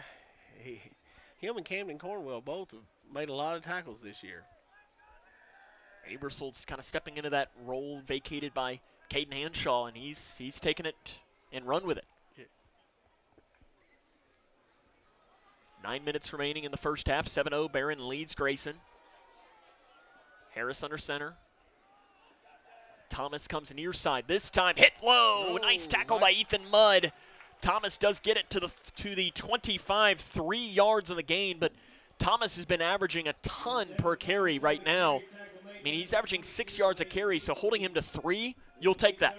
Yeah, Ethan Mudd made a nice tackle there. I mean, exactly what you want. Went low. Yep, textbook. 3rd and 2. Be interesting to see if this is 4-down territory for the Trojans. 2 backs. Thomas, left side, he's got the first down and more. And breaking tackler crossing the 30-yard line, up across the 35. Dropped at about the 37. Buster in on the tackle. About a 12-yard carry there. Yeah, he'll get it to the 37. That is exactly 12 yards. We're not getting any pressure up the middle. I mean, Barren is now averaging over 7 yards a carry. And that's not going to work. No. I promise you it's going to be a long night for your defense if you keep that up 7 yards a carry. Especially when you're averaging 1.5. Yeah. Bird in motion. Oh, and that's going to be an illegal motion called against the Trojans. Yeah, illegal procedure. He was going towards the line. Every official called that one. Moving back to the 32. Barren County asking, what were you doing on that? John Myers, the head coach, also been the head coach at Russellville and Monroe County. Most recently, the offensive coordinator at Glasgow. So he came from being the offensive coordinator at Glasgow to becoming the head coach here. Went to high school at Hancock County High School. Oh, wow. He's a third region guy. He just moved across town, though, from Glasgow to Barren County. 1st and 15 for Barren. To pass, Harris. They're going to throw a jump ball up the far side, incomplete. Intended up that far sideline for Weston Shelton. Caden Tyner in on coverage for Grayson County, and it'll fall incomplete. That's what Barren County will do, though. You know, you heard Brian Jones say they're going to run those plays inside, and then they'll try to hit you deep. Yeah. And they've not been able to connect on any of those deep balls except for the one that went for a touchdown up the near side. Yeah, he's been a little long on both of his other throws he's tried to throw deep. 2nd and 15.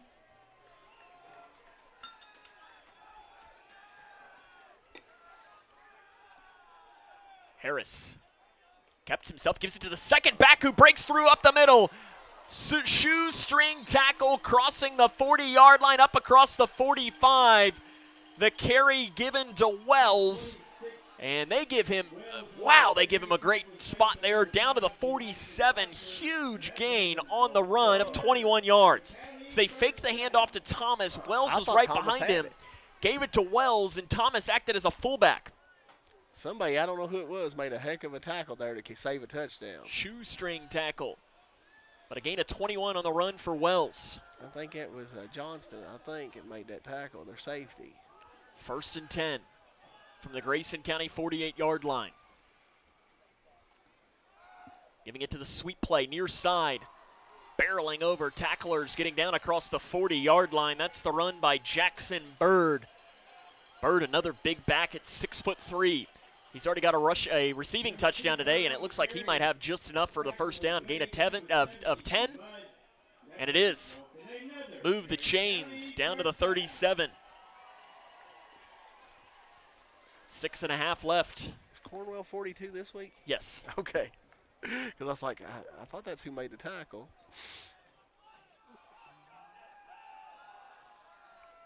6:20 remaining in the first half. A whole lot of misdirection. It's given to Thomas up the middle. Crosses the 30-yard line and gets down to the 26. And I'll tell you what, John, Barren County is just running right over the Cougars right now. They're just lowering their shoulder and running over us.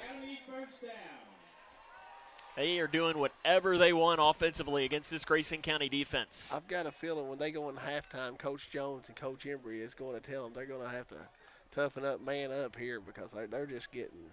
Or you're going to be in for a long night. Yeah, it's going to be a long night.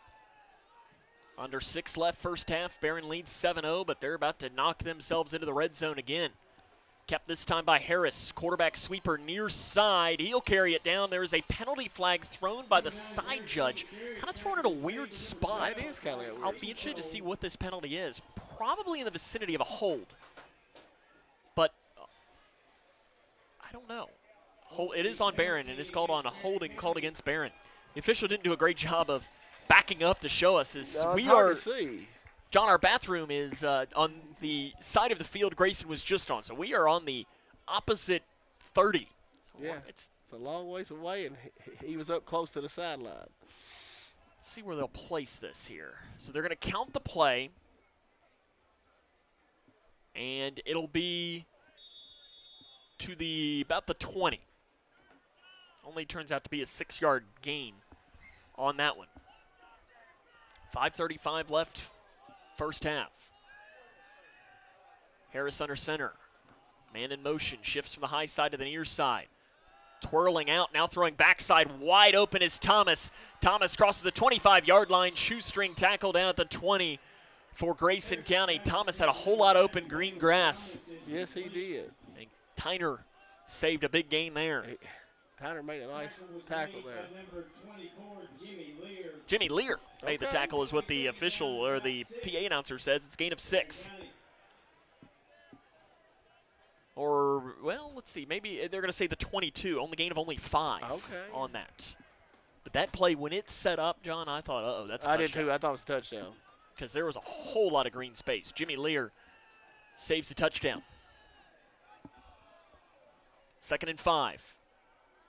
Kept. Harris turns upfield at the 20-yard line. And that's as far as he gets. Number 9, Harris on the carry. Maddox Anderson brings down Harris short of the stick. It'll be 3rd down and 2. Gain of 3, though, on the run for Briggs Harris. Tell you what, if your defense could get a stop here, you're feeling okay. Down 7-0. That's where your defensive line needs to step up. Kevin Embry coached him hard on the sideline.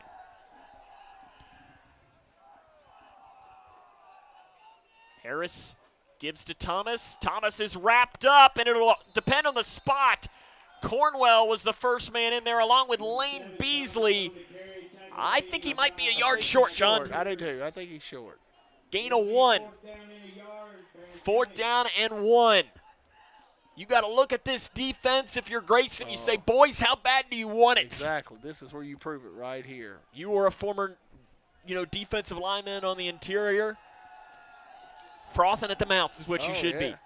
Well, luckily, most time I was a stand-up defensive end. I thought you were on the interior. No, not on defense. That's most time a stand-up. Run left side, looks like it's a first down. Almost contact made in the backfield as it's a run by Bird.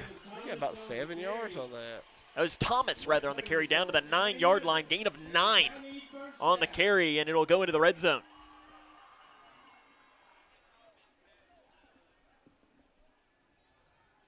Barren County enters the red zone here for the first time tonight. Yeah. Bowling Green leads Cal 17-14 at the half. Wow. At Cal, too. I really thought Cal might get them. 2:50 and counting, first half. Bird shifts in motion. Sweet play near side. Misdirection, brought down for a loss on the play. Firing up the hole was Ethan Mudd to bring down Thomas for a loss. Yeah, loss of 2. Great play by Ethan Mudd. Yes, it's nice to see Ethan blow that up. He read it perfectly. Yes, he did. He was right there to close that hole. This Barren County offense is very hard to read. I mean, it's not the wing T. No, but they run a lot of misdirection. It's not the veer. But it's. They usually run 2 wing backs. Yes. But it's not your true wing T. No. To pass. Play fake, looking up the middle to run as Harris breaks a tackle there, and he's slung down. Ball comes out, but Barren County falls on it. Harris lost the ball, but the offensive lineman falls on top of it as Briggs Harris is going to owe Cole Meadows a steak later because Meadows saved. Yes, he did. Potential disaster. It is a 5-yard gain, though. That could have been a big turnover. 3rd down and 6 for Barren County from the 6. So it's 3rd down and goal. Come on, defense. Get a stop here. Yeah. The last 2 plays, Ethan Mudd's played really well up that middle. So let's see if he can. Oh, there's a misdirection. There's the misdirection. Handoff middle. Touchdown, Barren County. They do it again. Jackson Bird carries it in. His 2nd touchdown of the game. That was a 15-play drive, John, that ends in points. Yeah, you hate to see that.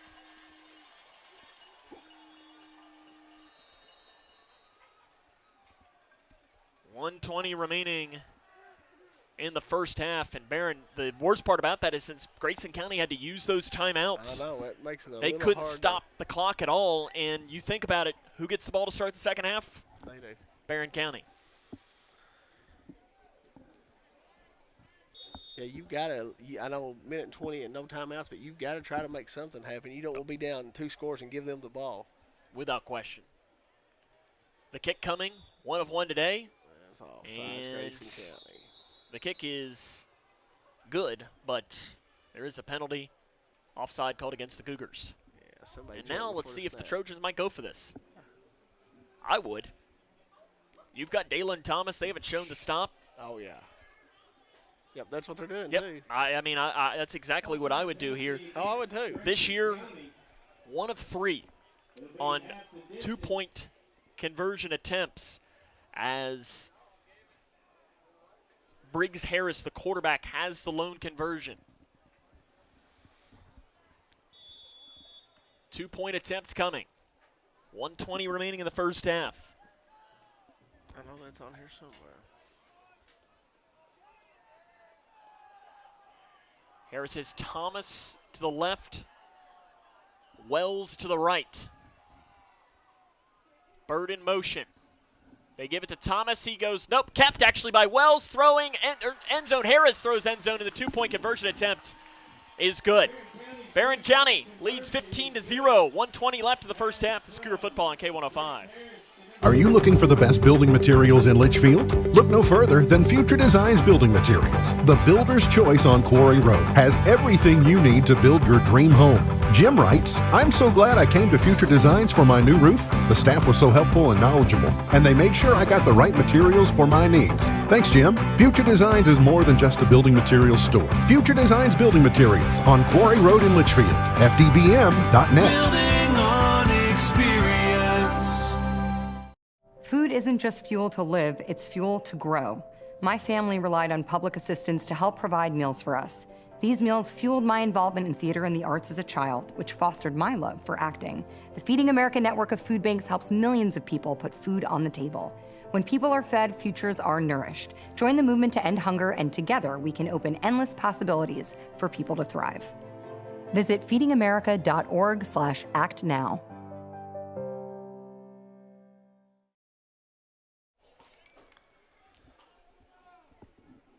15-0, Grayson trails, 1:20 remaining in this first half. Cougars need a good kickoff return here, John, and they've had a couple of them tonight. One called back for a penalty and the other one of 20-plus yards. They're going to go far side, and it goes out of bounds, and that works as well. Who gets us the ball, what, at the 40? It 30? will. Yeah. So Grayson's going to get good field position, and, John, you got to be aggressive here. You do. You got to just let your quarterback go down, and listen, you're in a scenario where if he throws 3 straight incompletions, it's okay. It's not hurting anything. And if they go down and score, because this is a huge drive because Barren starts with the ball in the second half. Yeah. They'll get it at the 35, Will Grayson. Okay, 35. Grayson County will have it 1st and 10 for their own. That's like the new NFL kickoff rules. They're got me so messed up when I'm watching the NFL game. Yeah, they've switched it a lot. I don't mind the dynamic kickoff, though. I'll be interested to see when it makes the trip down to college and into. Well, it does give you some more kickoff returns. I do like that. And I don't think that's necessarily a problem in high school game where you're missing kickoff returns. I know it's meant to be safer as well. It is. Trips left side, one right side. Cougars from right to left.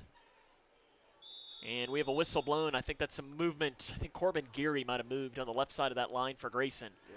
And again, John, this has been an issue all season long for Grayson, is having penalties on the first plays of drives. You know, it puts you behind the sticks, and that just makes it hard to cut.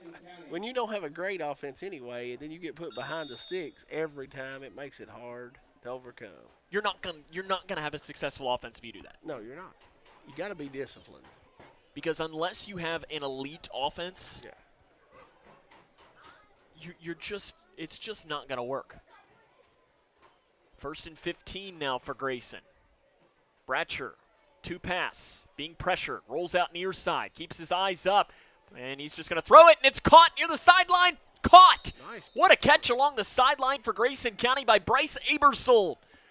Gets it to the 40-yard line, gain of 10 for Abersold. I thought Bratcher was throwing it out of bounds. I do too. But Abersold was just standing right there and ended up catching it instead. Yeah, I thought he was just trying to throw it out on the sideline. Gain of 10 on the completion, 48 seconds and counting. That's probably one of those next time we're going to say, Bryce, get out of bounds. Yeah. getting out of bounds and stopping the clock is better than 1 yard. Yes. Trips right side. From here, I couldn't see if he fell out of bounds or not. I thought that's what he might. Well, they ran the clock. Yeah, I know it. Bratcher rolls out far side, being chased, throwing over the middle. Pass caught at the 50-yard line, up the far side, being brought down out of bounds. Big gain for Jamycen. Buster, as he gets it down to the 30. Where are we going to place this? They're going to say we still haven't spotted the ball yet. 42-yard line. That's a gain of, 18? A gain of 18 yards. You are correct. And best part about that is that's a free timeout in a way because it got out of bounds. That was a smart play by Buster, just going out of bounds. 1st and 10. Trips near side, 1 far side. 28 seconds left here in this quarter. Bratcher rolling. Rolls out, throws back over the middle, and he had Shane Hall wide open, but overthrew him. He read it right. He just got a little bit too much under that. That's a nice pass. And those are tough plays when Bratcher is doing it. Now after the play, Jake is slow to get up. You're asking a kid to roll to his left when he's right-handed, and that is hard. Anybody that's ever threw a football, that's hard to do. And throw back across your body, too, on that. Jacob Bratcher appears to be okay, though. As it is one of those scenarios, though, where, for me, John, that play's easy. I'm left-handed. I'll roll out left side all day. But, yeah, when you roll left and throwing back across your body right, that's hard. And it's hard to get anything on. I was surprised he overthrew it. Yeah, you'd rather underthrow in a play like that because you overthrow that too much, that's headed the other way. Yeah, that's a pick six if you don't watch it. And I don't know what we're stopping the play for here. I'm not sure what the call is. And Trig Payne is coming into the game at quarterback. They're going to make Jake leave the game for one play. play. He's over on his knee. No, it's not. Never mind. No, that's warming up for a field goal. Sorry. Yes, but Bratcher is being worked on, I believe, by the trainer, Scott Ballman, on the far side. Trig Payne into the game at quarterback. Payne this season, 10 of 13 for 86 yards. He can also run it. 22.2 seconds left here in the first half. Payne in the shotgun with Mudd to his right. Payne to pass. Steps up in the pocket, rolling out far side, being chased, and he's sacked. Inbounds. And now I think you still got to hurry here if you're Grayson. If anything else, you got to try and get one more play off. If anything else, kill it and throw under the end zone on your final play, and they don't even look like they're going to do that. No. They're just going to take this to the half. Payne dropped on the play for a loss, and that will take us to the end of the first half. Grayson County trails Barren County 15-0. This is Cougar football on K105. Midway Pharmacy is your trusted local partner in health and wellness, offering free delivery so you never have to worry about picking up your medications. The friendly staff knows you by name and is always ready to assist you. Living and raising our families in the same community, they understand your needs. With a wide range of services and personalized care, Midway Pharmacy is here to make your life easier and healthier. Visit or call any countywide location today of Midway Pharmacy. Struggling with mortgage debt from COVID? Team Kentucky can help. If you restructured your home loan and deferred payments to the end of your mortgage, you may qualify for up to $60,000 in assistance to pay off that debt. Help is also available for other COVID-related hardships if you meet income guidelines. Apply today at www.protectmykyhome.org. This ad is sponsored by Kentucky Housing Corporation, the Kentucky Broadcasters Association, Cougar football on K105. Welcome back here to Barren County, where the Cougars trail 15-0 at the half. John, it is an extended halftime, but very quickly, in about 15 seconds, your thought there on that final drive of that half. I think we have to be a little more aggressive. That last play, we got to get up, spike the ball, and throw one more play. Throw it to the end zone. Trig Payne can get it to the end zone from 40 yards out. So I think you've got to be aggressive and try to score. I don't disagree. End of the first half, Grayson County trails 15-0. We'll have more on the halftime show after this. This is Cougar football on K105. Connection builds community. It grows the minds of future citizens and leaders. Connection teaches. It encourages. It builds confidence through relationships, through partnerships, through small daily acts, through high-impact programs at all levels. Connection says together, we can. The one thing I know about Grayson County schools, when you get the right people going in the right direction, anything's possible. We are GC Connected. When you bundle home and auto, good things can happen. You get a local agent who can help you choose the right coverage for you at a price that's right for you. Call State Farm agent Duda Hudson in Litchfield today. It's Kyle's last spin on his turntable. Yeah. And the first day of Kira's new career in IT. When you donate to Goodwill, you help provide skills training and career placement. And the things you love start a new life too. In small towns, we share everything. Our joys, our struggles, our celebrations. Today, Grayson County shares something special. The hospital where we were born, where we bring our families, where our neighbors care for us, is one of America's top 100 rural hospitals. This is our achievement. This is our hospital. This is home. Owensboro Health Twin Lakes Medical Center. Top 100 care, hometown heart. Smith Overhead Door isn't just about opening and closing. We're about safety, security, and style for your home or business. As a Future Designs company, we're lifting expectations across Grayson and surrounding counties with top brands like CHI and Chamberlain. Hey there, I'm Kevin Brooks with Smith Overhead Door. Whether it's a sturdy LiftMaster for your garage or a sleek Clopay door for your shop, we install and service with a commitment to reliability. Smith Overhead Door, we're opening up possibilities. Secure your entrance at sohd.info. Cougar football on K105. Welcome back here to Barren County High School, where Grayson County has a 15-0 deficit at the half.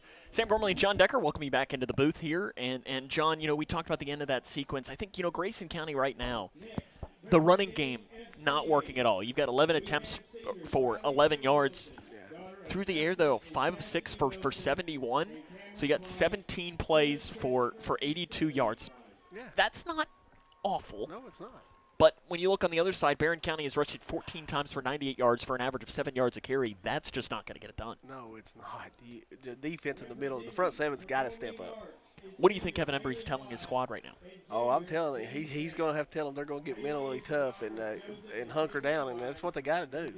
It's probably one of these scenarios, too, where you're saying, hey, guys, do you want to play in the playoffs? Yeah. Hey, tonight you need to win if you're going to be in the playoffs. Yeah, because if you lose this, you've got a Warren Central team coming up here in a couple of weeks who's playing really well. Yeah. You lose that game, then guess what you're going to have to do? Got to beat Bowling Green then. And listen, John, I'm as optimistic as they get. And listen, and if Grayson beats Bowling Green, you can go back and you can replay this, and I will eat my words. But you're not going to beat Bowling Green more than likely. Chances are you're not. More than likely you're not. And listen, if they do, then playoffs, who cares? Because I think Litchfield might burn down at the stakes. I think it might too. But you think these running backs are good. Wait till you go to Bowling Green and watch their running backs. It's a completely different beast. It is. Coming up next, we'll have our Cougar Conversations. We got a special one this week as we talk to a member of our family, I guess an extended member of our K105 family, Mallory Thomas. She is the daughter of Misty Thomas, who now works with the American Red Cross. We love Misty. Of course, she was a longtime K105 employee. Mallory is the owner of Quaid Films, and she has done a really good job in shooting weddings and shooting graduations and so on. This is one, though, that I definitely want you to watch on the YouTube channel later on this weekend, because it is the full version is even better than the shortened version. So we'll take a break. When we come back, we will talk and hear from Mallory Thomas with our Cougar Conversations. It's Grayson County Trails at the half, 15-0. This is Cougar football on K105. In small towns, we share everything. Our joys, our struggles, our celebrations. Today, Grayson County shares something special. The hospital where we were born, where we bring our families, where our neighbors care for us, is one of America's top 100 rural hospitals. This is our achievement. This is our hospital. This is home. Owensboro Health Twin Lakes Medical Center. Top 100 care, hometown heart. Smith Overhead Door isn't just about opening and closing. We're about safety, security, and style for your home or business. As a future designs company, we're lifting expectations across Grayson and surrounding counties with top brands like CHI and Chamberlain. Hey there, I'm Kevin Brooks with Smith Overhead Door. Whether it's a sturdy LiftMaster for your garage or a sleek Clopay door for your shop, we install and service with a commitment to reliability. Smith Overhead Door, we're opening up possibilities. Secure your entrance at sohd.info. When you give blood, you give life. And when you give life, you change lives. Make a life-saving impact by donating blood with Western Kentucky Regional Blood Center, your hometown partner. As the sole supplier of blood products needed in Grayson County, your donation ensures a stable and adequate blood supply for you, your family, friends, and your neighbors. You are the hero when you give. Feel the power of community and compassion in every drop. Give life and change lives with Western Kentucky Regional Blood Center. Life is on the line. In life, things aren't scripted. If you're an athlete, we need people like you and translate those skills to officiating. You can get a lot out of it. It happens in every town, in every game. We never have a perfect game, but the rewards always outweigh the negativities.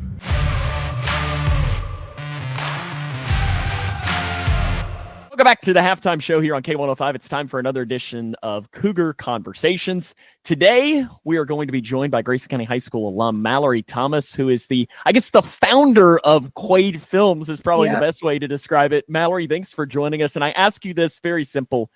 Is founder the right way? Is CEO, president, or is it just yes to all of the above?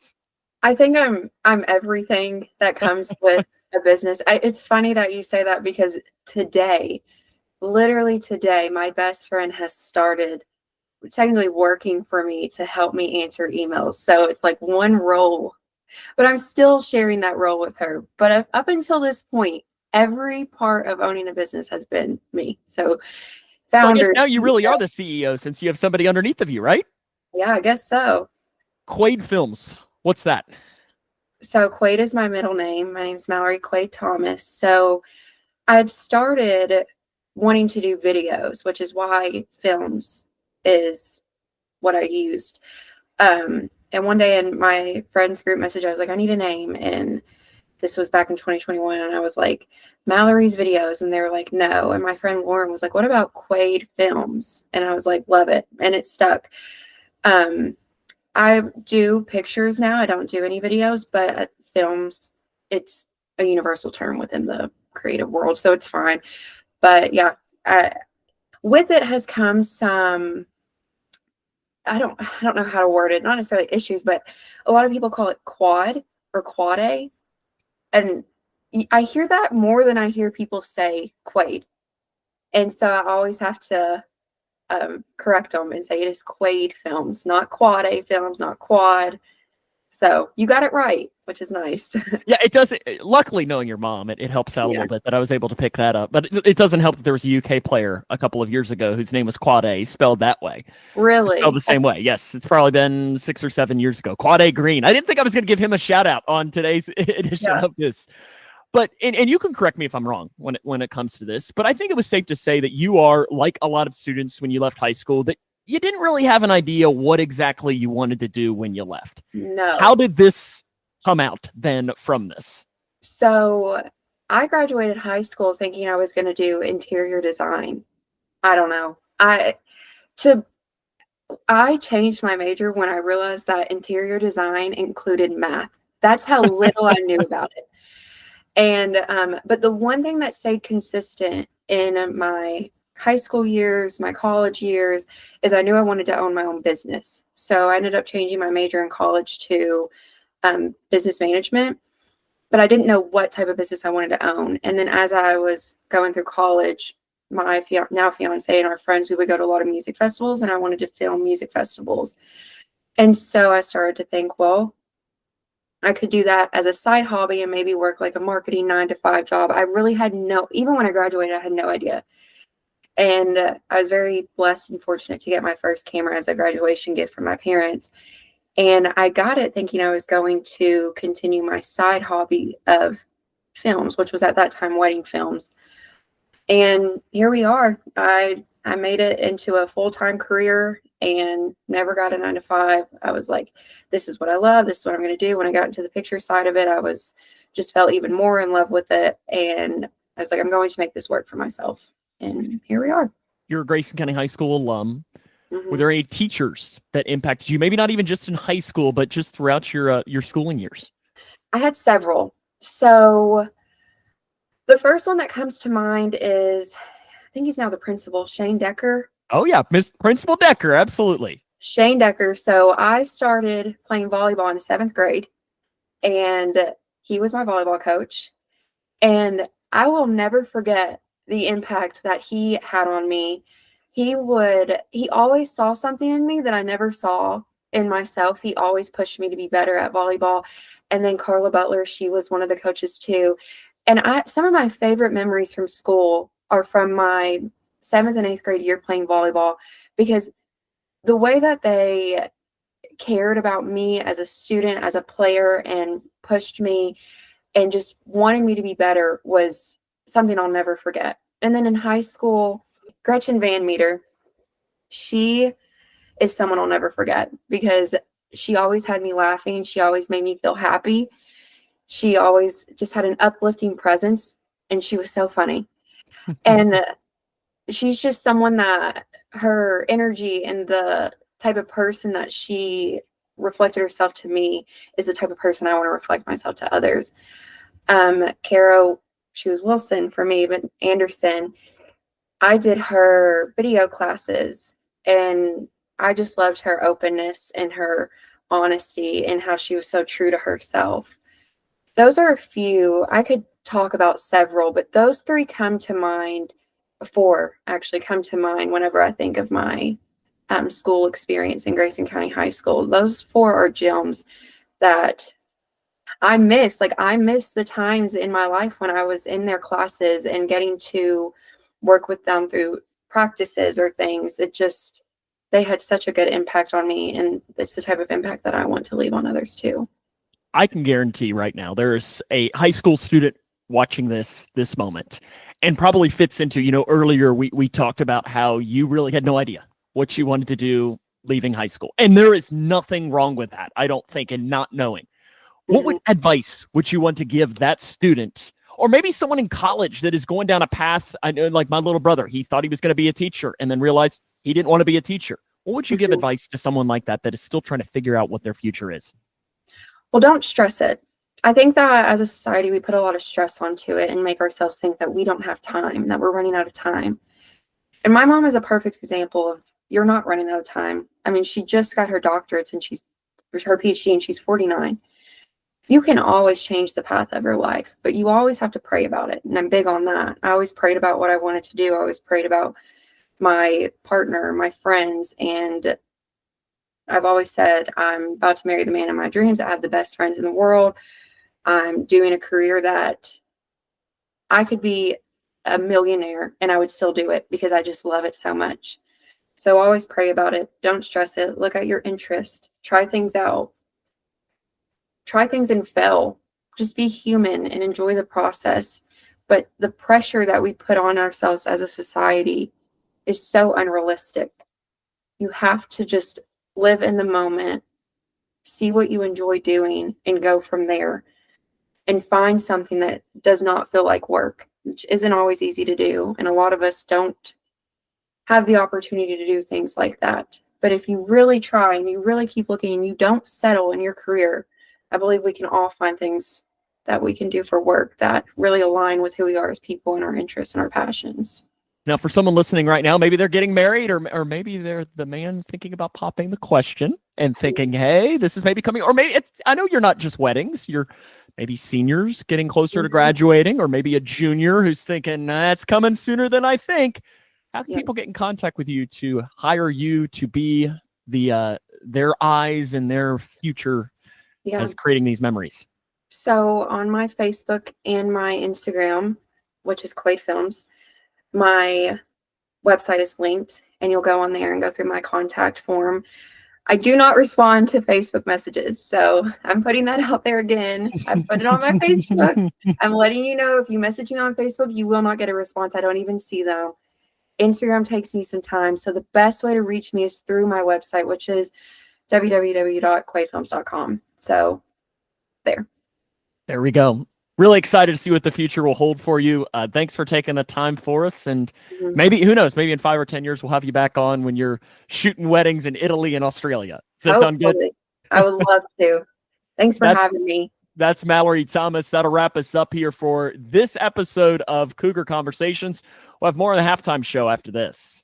Are you looking for the best building materials in Litchfield? Look no further than Future Designs Building Materials. The builder's choice on Quarry Road has everything you need to build your dream home. Jim writes, I'm so glad I came to Future Designs for my new roof. The staff was so helpful and knowledgeable, and they made sure I got the right materials for my needs. Thanks, Jim. Future Designs is more than just a building materials store. Future Designs Building Materials on Quarry Road in Litchfield. FDBM.net. Building on experience.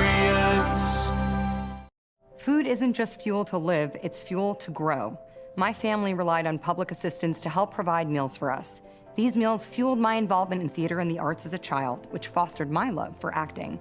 The Feeding America network of food banks helps millions of people put food on the table.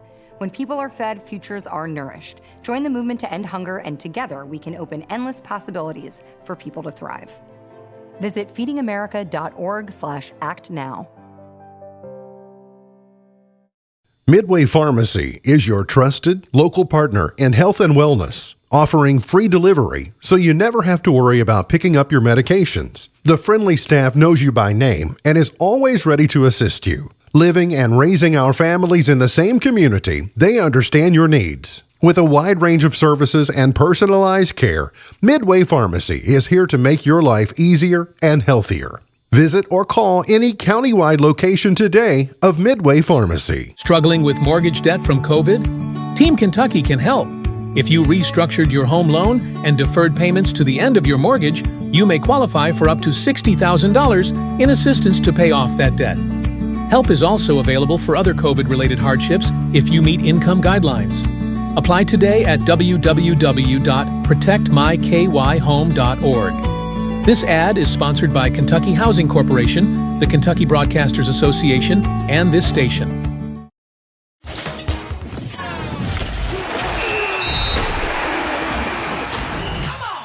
Cougar football on K105. Welcome back here. The halftime show on K105. Sam and John back with you here in the booth. And great conversation there with Mallory Thomas. Want to thank her for taking the time to join us. And remember that tomorrow you'll be able to see the full extended conversation with that. Some things that weren't in that is she talks about the impact her parents had, Misty and Jason. Obviously, we love both of them. She'll talk about that. A couple of other really good things, including talking about her process of how she does, like, sets it up with couples to try and make sure that it is the best possible event for them. So that's really cool. We want to thank her for joining us there. This Grayson County team, they're down 15-0 at the half. Moved the ball okay. Through the air, they had 71 yards, but the running game has been non-existent, 11 for 11, and that includes a 10-yard or 11-yard run by Ethan Mudd. So that means that on your other 10 carries, you have 0 yards. The big question, though, for me, John, is who will come out at quarterback? Jake Bradshaw was being worked on after leaving with an injury. Trig Payne came in for one play and was sacked. Who do you think comes in at quarterback? I don't know. That's a good question. I'm curious to see myself. I think if you're going to make a change, this is probably the time to do it because we are going to need to throw the ball, and I feel like Trig has the stronger arm. I'm not sure it's more accurate. I feel like he has the stronger arm, and so I would like to just see him come out with one series at least, see how it goes. Especially if Jake's got any chance he's injured, it could get worse. And Bradshaw's been dealing with that bad shoulder, and he's even been dealing with do I have to say it, John? A turf toe. Yeah. That's a trigger word for me right now. I haven't mentally gotten over turf toe as a trigger word for me, but that is something that he has been dealing with, and you never know what it could be that has caused him to leave with that injury late in the first half. That's a painful injury. Anybody that's never had turf toe, I mean, anytime you move, you can't walk without putting pressure on that toe. It is painful. Oh, trust me, listen, I consider myself a turf toe expert now, considering the amount that I've read into it and seeing, can a grade 3 turf toe be okay? No, it cannot. No, it cannot. Grayson County trails 15-0 at the half. Second half's next, as this is Cougar football on K105. I crave adventures that spark joy and create memories. Sailing the seas with Royal Caribbean or exploring the magic of Disney parks. And with your global getaway, my dreams are expertly crafted. From all-inclusive Caribbean resorts to tailor-made itineraries, Mark turns wanderlust into reality. Why settle for ordinary when you can have extraordinary? Your global getaway. Expertise in unforgettable vacations. Call Mark at 270-296-0106 or visit yourglobalgetaway.com. Start living your travel dreams today. Yes, start living your travel dreams today. Paying for your student's college can feel overwhelming. Scholarships and grants help, but they might not cover everything. That's where the Kentucky Advantage Parent Loan comes in. With competitive low interest rates and no application, late, or other fees, the Kentucky Advantage Parent Loan offers a smooth and affordable solution. Owned and managed by a state-based nonprofit lender, we're committed to helping families like yours. Apply today and take the next step in supporting their dreams. Visit KentuckyAdvantageLoan.com or call 800-988-6333 to learn more. Okay, time to see if I got it.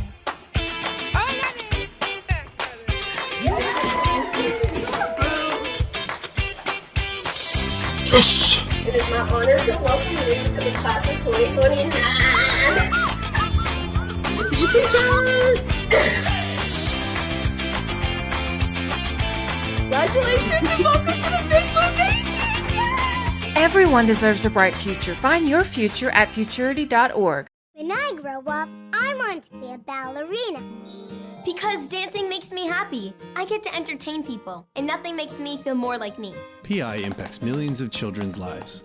Early and accurate diagnosis and treatment gives children like Olivia a chance to achieve their dreams. It takes a great team to put on a show. It also takes a great team of caring people to keep a dream alive. And now my dreams are coming true. For more information, visit our website at info4pi.org.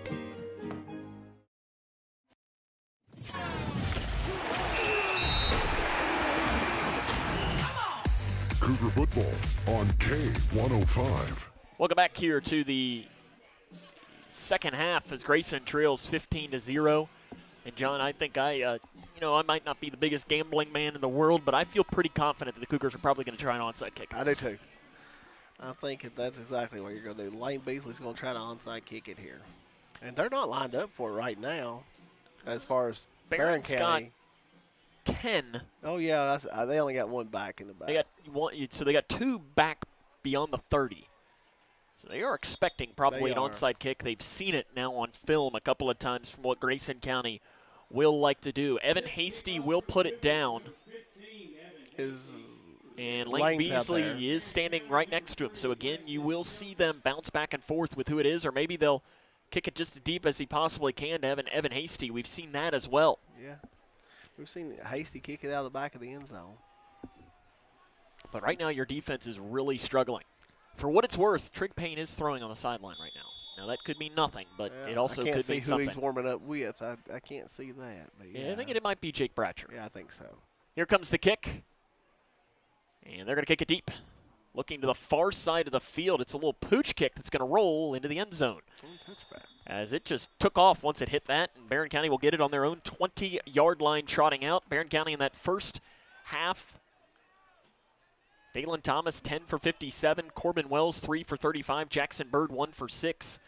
Briggs Harris had 3 carries for 5 yards. Harris, 3 of 5 passing for 37 yards.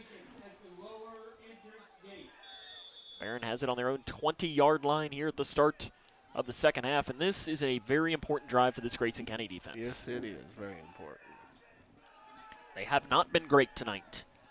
They haven't been great for the past couple of weeks, and you need to find a way to stop this Butler County offense. Secondary handoff up the middle, diving forward for a pickup of about 5 yards.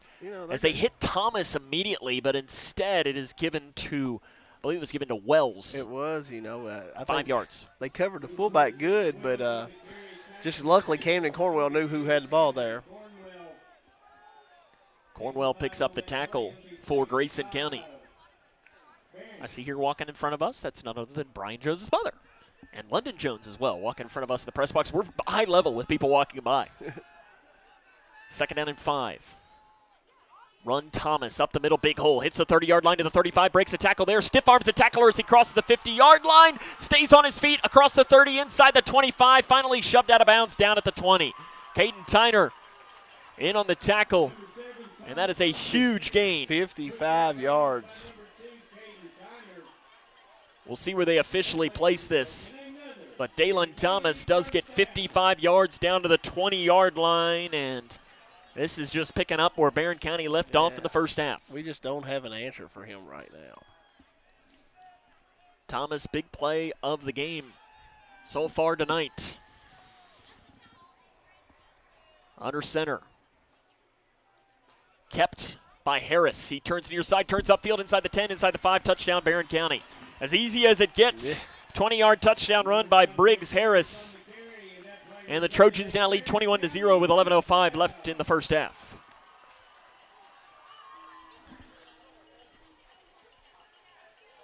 The quarterback keeper works to perfection. Harris turned upfield, and he's a pretty good athlete. Yes, he is. They've got, 3, 4 good athletes in that backfield? I mean, you stop one, and then they just give it to another. Jacob Dooley, who is their goalkeeper on the soccer team, to attempt the point after.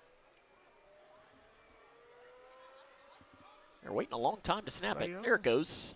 It's down, and it's good. Barren County leads 22-0, 11:05 left here in the third quarter. This is Cougar football on K105.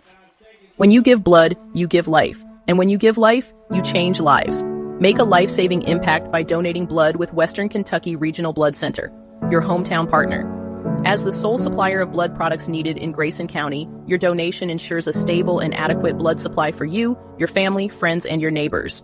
You are the hero when you give. Feel the power of community and compassion in every drop. Give life and change lives with Western Kentucky Regional Blood Center. Life is on the line. I talk every time we come to Barren County about the famous bathroom press box, but I just want you at home to realize exactly what we're talking about. So as you see here, I'm standing outside the men's restroom. We're literally going to walk through and show you right now what our booth is going to look like as I'm going to proceed to hopefully not hit our camera operator. And as you see, we don't need to show the bathroom. You can hear it. Oh, we're going to show the bathroom anyways. But as we walk in all the way back through here, you can see actually our view. By Grayson County's Jamycen Buster. He'll carry it up to about the 27, 14-yard gain on the kick return from Jamycen Buster. We welcome you back into our bathroom press box here at Barren County High School. Again, if you were just watching, you saw us take you through just to show you that it is, in fact, having to walk through the restroom to get to where we are. And right now, John, the Grayson County offense just needs something good to happen. They do. You've got to have some positive plays here. Your defense has got to have a little break, and like I say, Jake Bratcher is in the game at quarterback as well. We were curious about that after he left late with an injury. It appeared to just be something minor. Yeah, I'm glad to see he's okay. Grayson has it on their own 28-yard line. They need a touchdown in the worst kind of way, trailing 22-0, 11 minutes remaining in this quarter of play. Bratcher read option run, and there is absolutely nothing going to the right side. And actually, they're going to say Buster got it, but I think it was Bratcher. No, I think he did hand it. Did he hand it to it? I thought it was kept. In fact, they're going to say a loss of 1. Yeah. Back to the 27. Cougar run game now, 12 carries for 10 yards. There's just the offensive line's not getting any holes open for these guys. We've had, one run for 11 yards, and the rest of them were average out to be negative. Yeah, I mean, you're looking at runs right now for Grayson. 2, -2, 6, 2, 3, 11, 2, -3, 2, -2, -1. Yeah. That's just not going to work. Bratcher is now dropped for a sack in the backfield. As he rolled out, and as soon as he rolled out, he was met. He made a business decision there, and he just kind of slid down. Steele Whitaker brings him down for a sack on the play, and this has turned into third down and extremely long for Grayson. Loss of 10 yards on the run for Jake Bratcher, and now you have 13 carries for 0 yards, John. Yeah, you're not going to win very many ball games doing that. We've got it. What do you call here? I don't know. You're going to have to get creative, trick play, something. Screen is probably what Screen, I'm assuming. yeah. A halfback draw. Yeah. Just trying to give Lane Beasley a little bit more room, but right now your defense isn't doing anything. No, it's not. Man, your offensive line's not opening. They got to get this play. They just do off. Bratcher steps up, throws over the middle. Pass. It's incomplete. Oh. Intended on the far side of the field for Anthony Linton. He couldn't pull it in. And the Cougars will be forced to punt. 4th down and 21. This is where you need Lane to let one fly here. Yes, it is.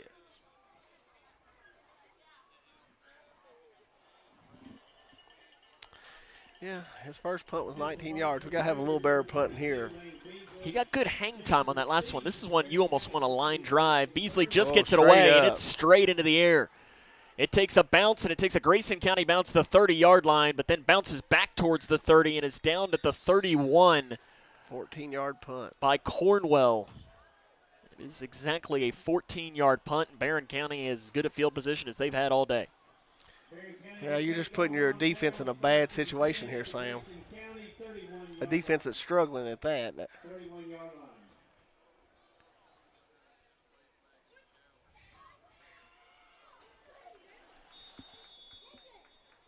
This is one of these where you look at your team and say, how much heart do we have? Yeah, exactly. That's what you're playing for now.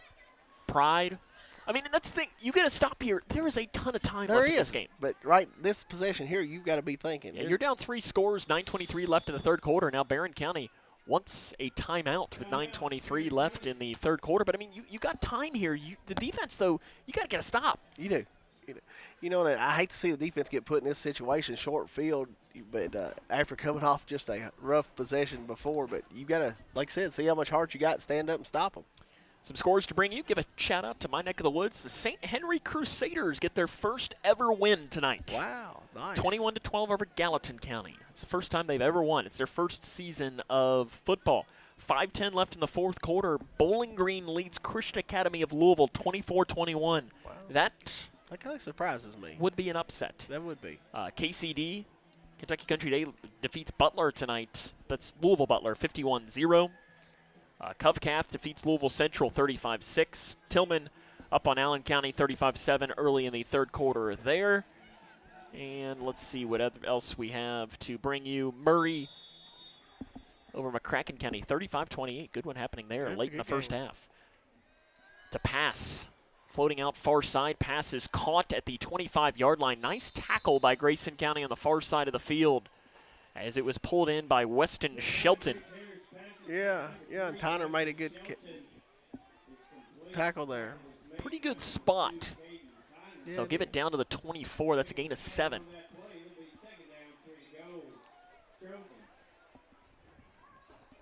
$8:55 left, third quarter. It's all Barren County tonight, 22-0. They lead Grayson County, and they're just on the outer edge of the red zone. Harrison the gun. Gives it to Thomas on the sweep play, and he's brought down from behind, but just his momentum carries him forward down to the 21. That'll be a gain of 3. 3rd down and 1 comes up. You know, Lane made a nice play there, chased him down from behind.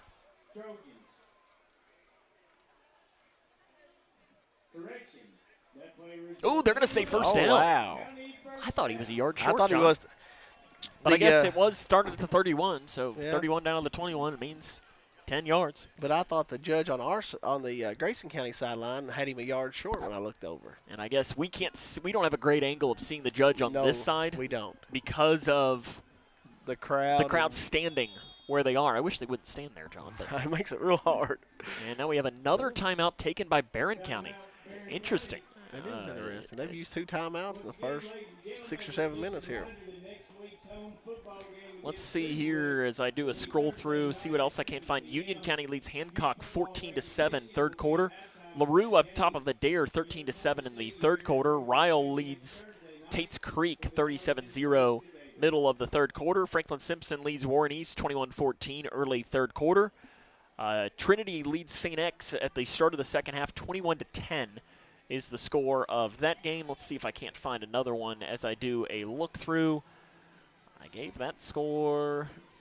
Let's see what we can't find. Owensboro leads Apollo 28-7.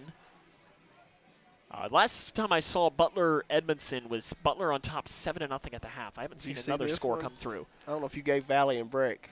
I did not. Valley is up at the end of the first 12-0 on Breck County. Caverna leads Christian County 26-24 at the half. And that's most of the scores that I see from around the area. First down and 10 for Barren County from their own 21-yard line. Harris throwing up near side, got a receiver. It is caught, touchdown Barren County. As that was pulled in by Shelton up the near side, it was just a jump ball, little wheel route, and goes for a 21-yard touchdown. And it is now 28-0. Yeah, he just placed that perfect, Sam.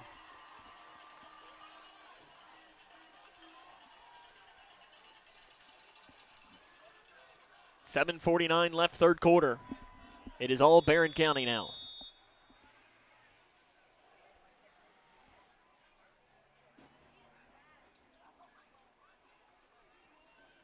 Here comes the kick from Dooley. Good snap, just gets it away, and it is good. 29-0, Barren County now leads Grayson with 7:49 left in this third quarter of play. And this again, John, I mentioned it, this is a gut check for this Grayson County offense. Yes, it is. We've not had any production tonight. I'm going to see. Total offense, we are at what? Total offense, 71 yards. And that's all passing, 0 rushing. And you got to think, so you had a 10-yard rush, you've had a couple of long passes. So really, out of those 71 yards, what, 60 have come on 3 plays? 3 plays, yeah. And that's just, you're just not going to win football games doing that. You're not going to beat anybody doing that. You've got to get a little better offense going. And our defense, it seems like Barren County knows every hole we have tonight.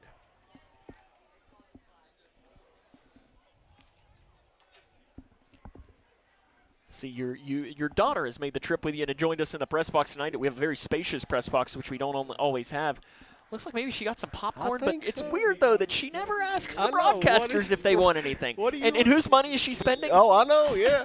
Well, she did ask if we want pizza. She did. She did ask if we wanted pizza. She did. I'll give her credit for that. So there's a cut by Buster at the 8-yard line on the far side of the field.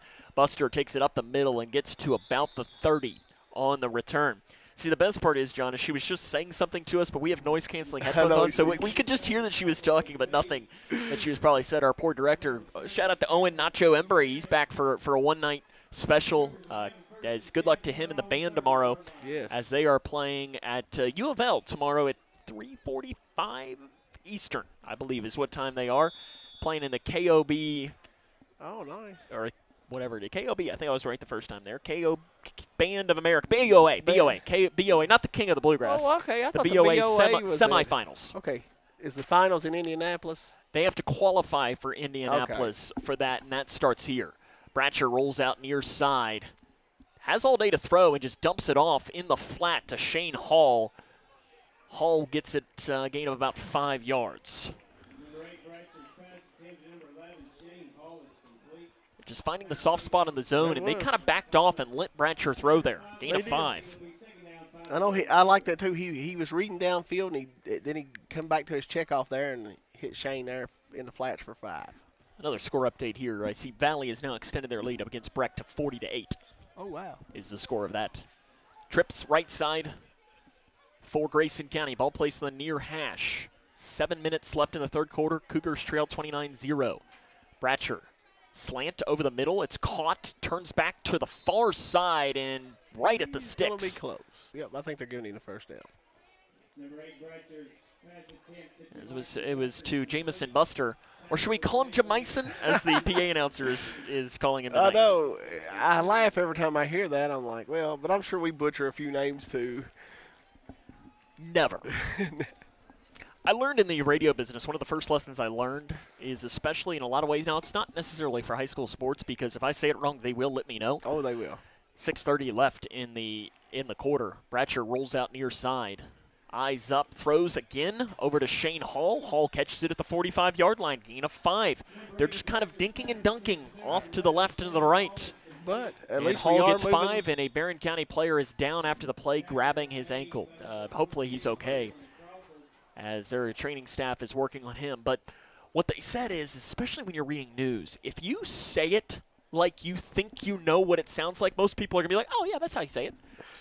Yeah, I heard Dave Thompson tell that story the other day, and I'm like, oh, yeah. It was funny listening to him tell me how he said Mudadir for the first time. I can't remember how it was. But well, what's funny is that Zach Newton, who is now working play-by-play for LaRue County, he used to work with us as well.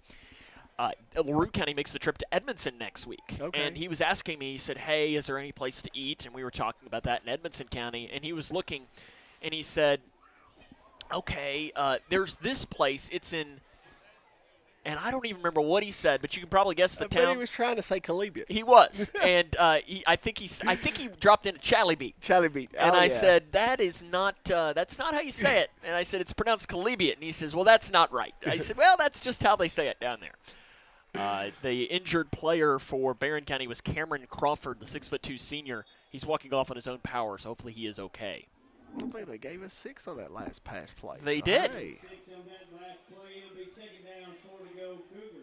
You know, these little dink and dunk passes, though, may get the offense moving and open it up. Build some confidence, if They anything will. else. And plus, you're not able to run the ball at all tonight. No.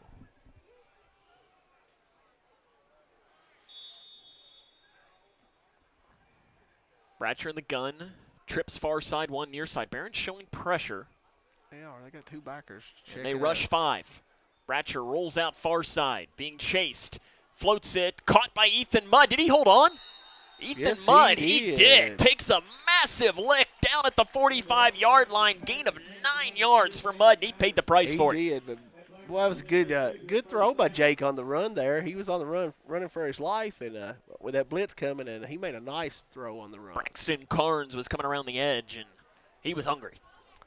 I know he had, I think it was Jamycen Buster down about the 20 wide open, but he did not have time to make that read. That was a good decision by him. 9 yards is never a bad thing. No, it's not. Unless it's 4th and 11. 1st and 10. Trips near side. Bratcher rolls. No, they give it to nice a one. sweep play to Mudd, who is in the backfield. Mudd takes it on the far side, and one of the best running plays of the game for Grayson. Down to the 39-yard line, gain of 6. I like that little play. I do too. As it was a reverse to Mudd. Yes, it was a nice play. Well, there's a little misdirection they've been giving us, and I like that. Yeah, give them a taste their own medicine kind of thing. 2nd and 4 from the 39-yard line. 29-0, Barren leads Grayson. 4:55 left in the third quarter. A score here would give us a big confidence boost, that's for sure. Trips near side. Bratcher, direct quarterback run, and nothing. I think he gets it. Shoestring tackle made. Again, we're going to call the name Corbin Wells. Called his name a lot tonight. And it's no gain. 4.5 remaining in the quarter.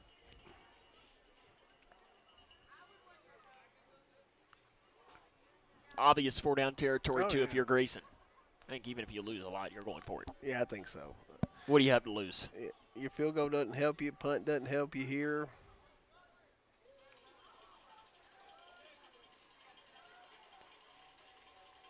Abersold to the right side. Linton in the slot. Hull also down here to the near side. 2 on each side. They're setting up. Far side diving catch. Incomplete. Intended for Abersold. As it was a curl route, turned, and as soon as he turned, the ball hit him in the hands, but Abersold wasn't able to pull it in. Yeah, it was a little low. He had to go down, but you need that catch there. That's probably one of those that even a receiver will say, yeah, I should have caught You that. got it, yeah. I mean, as soon as he come out of his break there on that curl, the ball was there. I mean, it was delivered on perfect timing. 4th and 4 for Grayson. 4 minutes left here in the third quarter. They trail 29-0. And false start. Nope, they do call it. Yeah. False start on Grayson County is Shane Hall. It was Abersold in the slot. Flinches, and that is a brutal penalty because that turns 4th and 4 into 4th and 9. And I hope you still go for this. Oh, yeah. I think you have to. Yeah, what do you got to lose? I mean, tonight, Jake is 9 of 12 passing for 96 yards. He's he's threw the ball well tonight. This is kind of how he looked when we were up at Bullitt Central, I thought, in the preseason. A lot of dinking and dunking, but hey, it works. It works. 4th and 9. Can't really dink and dunk here unless you're past that 9. I hate when 4th and 9, you run a 7-yard route. Get behind that stick. Barren showing pressure. They only rush 4, though. Bratcher has time. He floats it far side, has a receiver, but it takes a while to get there, and it's intercepted. That's not I mean, if you're going to throw an interception, that's a pretty good place to throw it. Intercepted by Jackson Bird. And honestly, if you're Barren, and it's tough to tell your DB to do this. Oh, yeah. Don't catch that, because now instead of having the ball at the 44, you have the ball at the 8. But then again, with how well their offense is run today, John, I don't know that's really going to I don't know either, but, as a defensive player, you see that ball coming, all you're thinking is let's catch it. Yeah, good luck telling a DB not to intercept the ball. Barren has it on their own 8-yard line. But as a coach, you're always preaching, knock it down on 4th down. And honestly, that's one, if you're the offensive player, you say, yeah, catch that. Yeah. Exactly. It's weird to say that because the field position. Run for Thomas up the middle to 10. And drug down, crossing the 15-yard line up near about the 16 or the 17 on the carry. Host of Cougars in there on the tackle. Maybe Beasley might have been the first man in there. I think Beasley was. That's about 8 yards. 8 yards up to the 16. You are correct. 3.5 left third quarter. At the end of the third quarter, Butler County leads Edmondson 10-0. That is a score at least that has interest to you probably at home. 2nd and 2. I thought it'd be a low-scoring game. I didn't know. I didn't think about a shutout. They give it on the reverse, near side, hole, first down up to the 20. Coming to the 24 on the carry. Bird gets it. It's one of those that looked like Camden Cornwell was putting a late hit on him, but I think he slipped on the way up, and he immediately helped him up. Yeah, as that's a gain of 9 yards for Bird. Cougars trail 29-0, 2:50 and counting remaining in this third quarter here from Trojan Stadium on the campus of Barren County High School.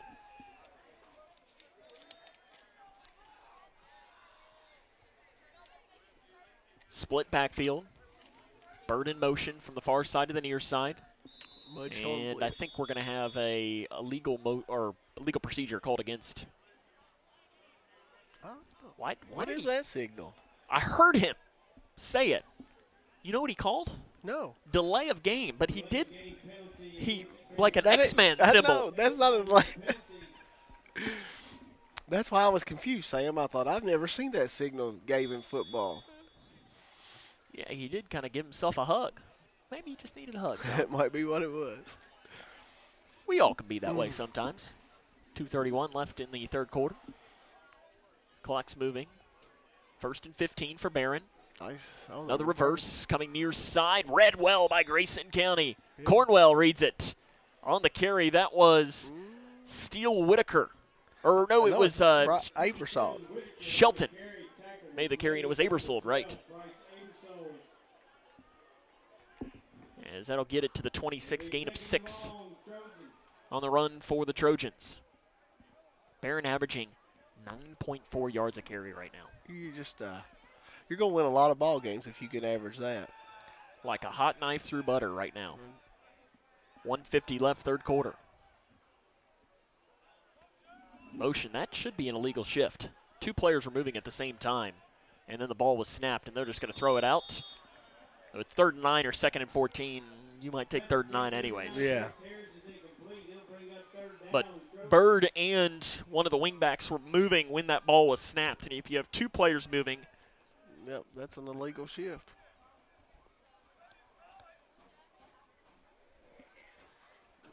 I think I see Brian Jones a little upset after that play, and that might be why. But I think this is probably one you would have declined anyways. Yeah, especially with that incomplete pass. I would a lot rather have 3rd and 9 to give them an extra chance. 3rd and 9 for Barren from their own 26-yard line. They need to get it to the 35. Harris to pass. He throws in the wheel route for Thomas. Diving catch made along the sideline, and he's got it. First down, Barren County. Thomas ran a wheel route. He was wide open down that sideline. And where are they going to place this? Looks like to the 41. That is a gain of 15 yards.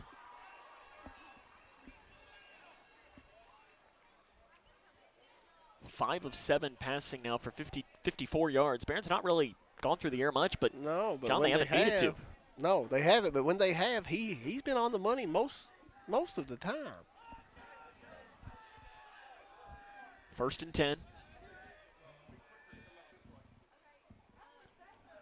Give it to Thomas, left side, breaks a tackle in the backfield, breaks a second one as he breaks up that far sideline, and he's brought down crossing the 45-yard line. Now a late hit out of bounds by Grayson County, and that you just can't have. You just can't have that.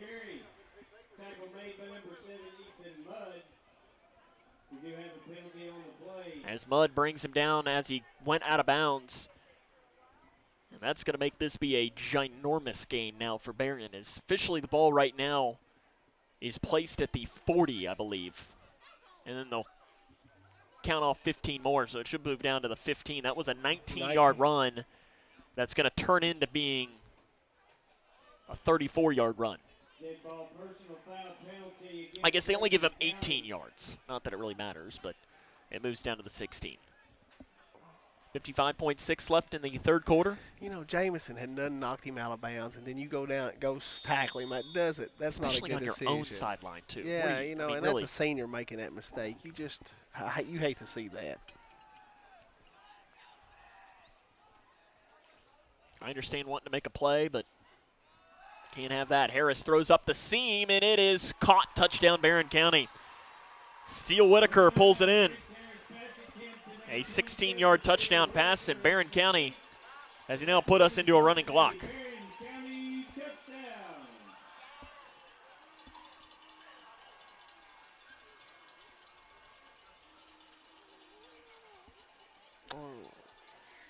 Steele Whitaker, the touchdown catch. The Trojans only had one touchdown pass all of the season. They've got 3 tonight.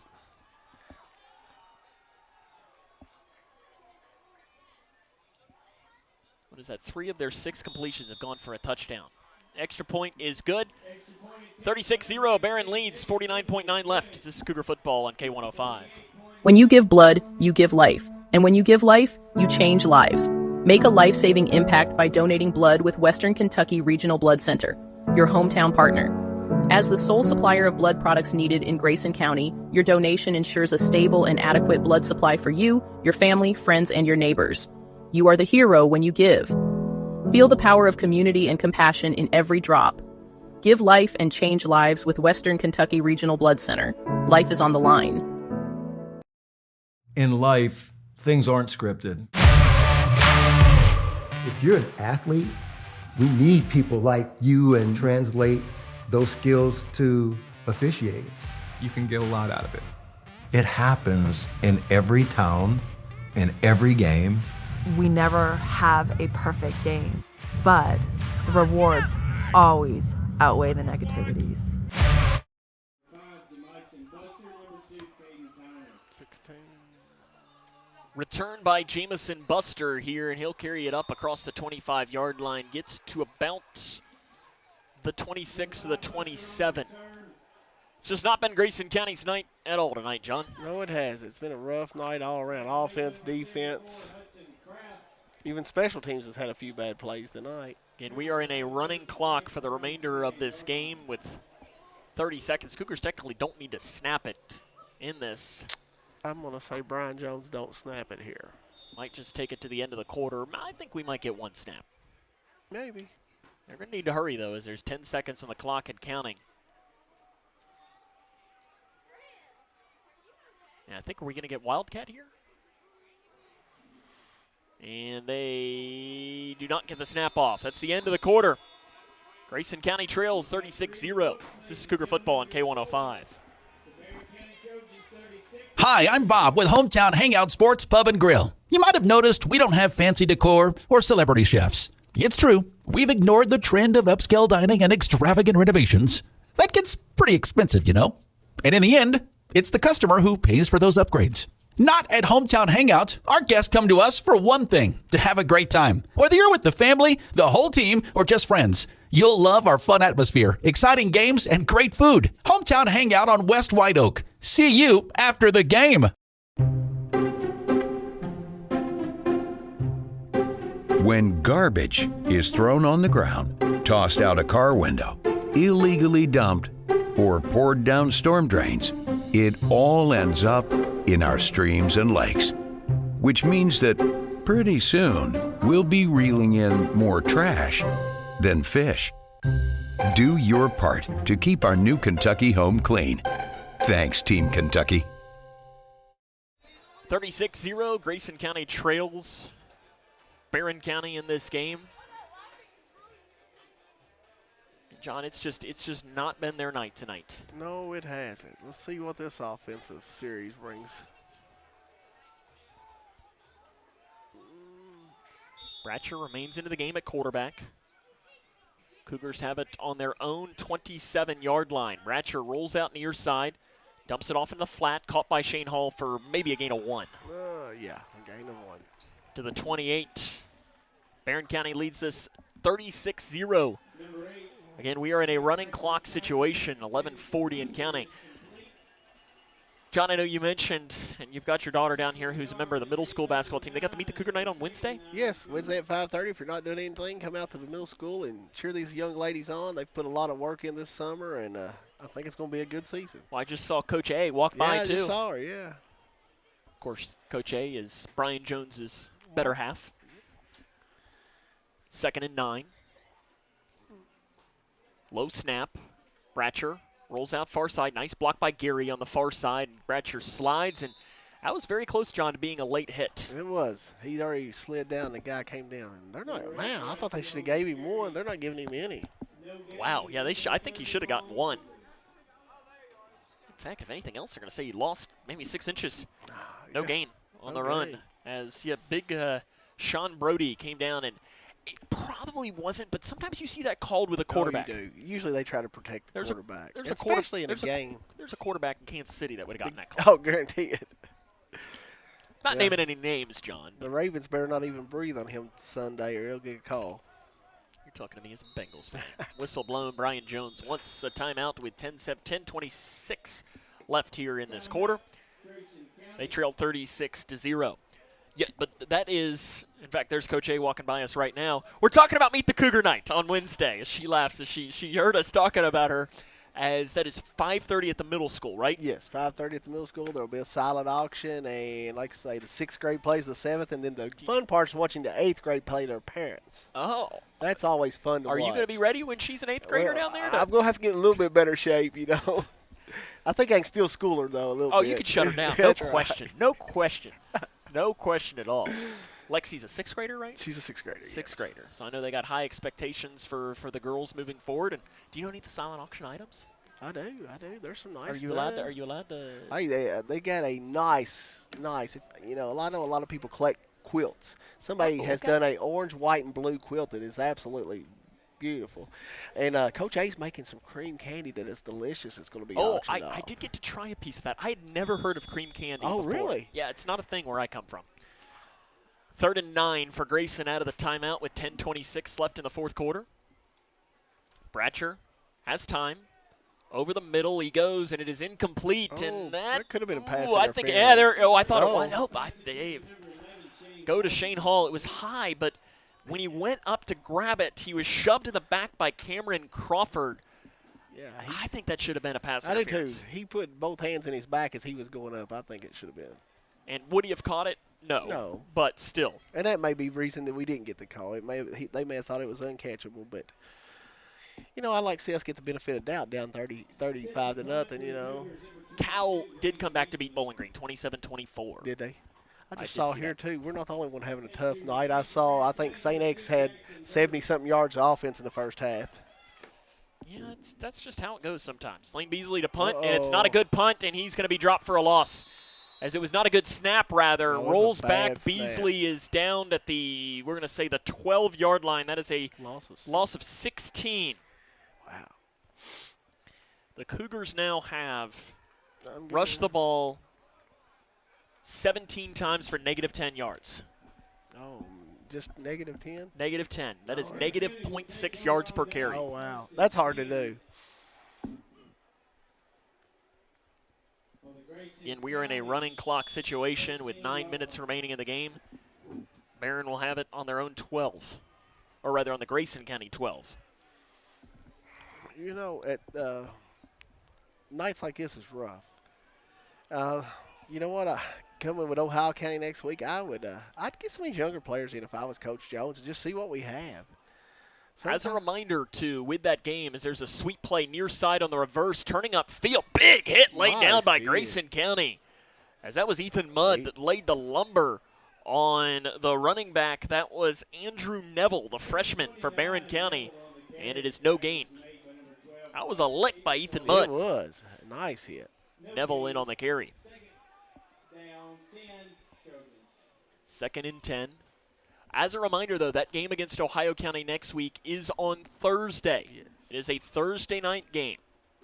So don't drive to Hartford on Friday because, I mean, you could probably have some fun at Hartford on a Friday night, but you're not going to have fun at a football game on Friday night, at least not a high school game. Not a high school game. There might be a youth game or something happening.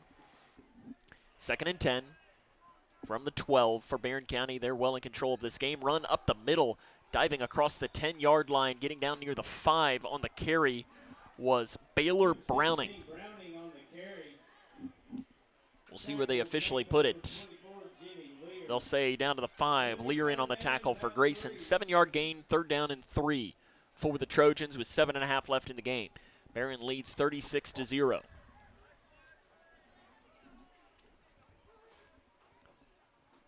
Well, we'll have the call for you Thursday of next week.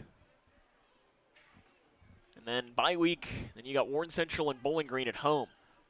Up the middle, it was given to the fullback who gets a 1st down. What a run. It looked like he was originally going to be stopped. Oh, I thought he was originally, and he broke loose. Nice little run by the fullback for Barren. I think that was given to 36, Dylan Bila.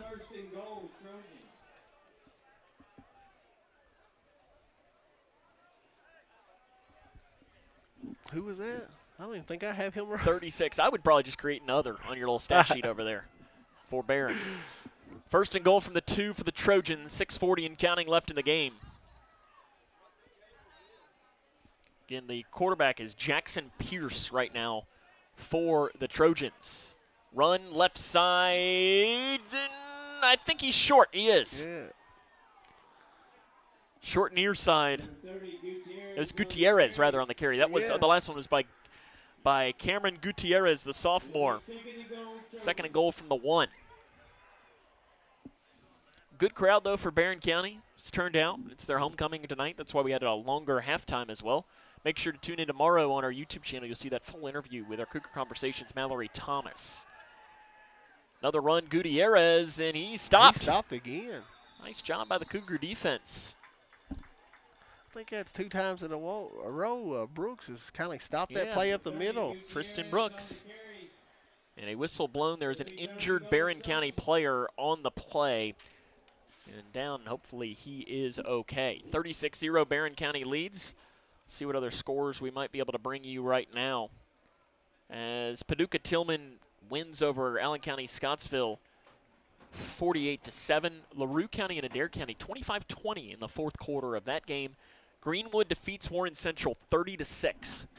That's at least a measuring stick potentially if you're Grayson. Looking forward to that Warren Central game that you're going to have to win if you want to make the playoffs. Or either that or beat Bowling Green. And that's going to be a tall task. Bowling Green loses by 3 on the road to the number 2 team in the entire state. Manual defeats Bullitt East 37-7. Bryan Station over Simon Kenton 24-14. Franklin County over Lincoln County 35-13. That is the 27th straight regular season win for the Flyers of Franklin County. Wow. Boyle County defeats Ballard 35-14. Let's see here. I'm trying to see. Edmondson has brought it now to 10-6 with 7 minutes left in the game. They trail Butler County. Taylor County over E-Town 20-7. Owensboro all over Apollo 42-7 is a game there. And those are some of the scores that I see doing a scroll through here. Owensboro has just intercepted Apollo as well. I got to see here, John, if my Cooper Jaguars picked up a win tonight. I'm looking here. The Manual Crimson beat Bullitt East 37-7. Wow. Let's see if I can't get a Cooper Connor score. Again, John, you know I give that score just for me. I don't honestly care if nobody else cares. And the Cooper Jaguars defeat those darn Connor Cougars 49-14. That's always a good thing. There's some positivity to bring in the press box, again, if it's only me.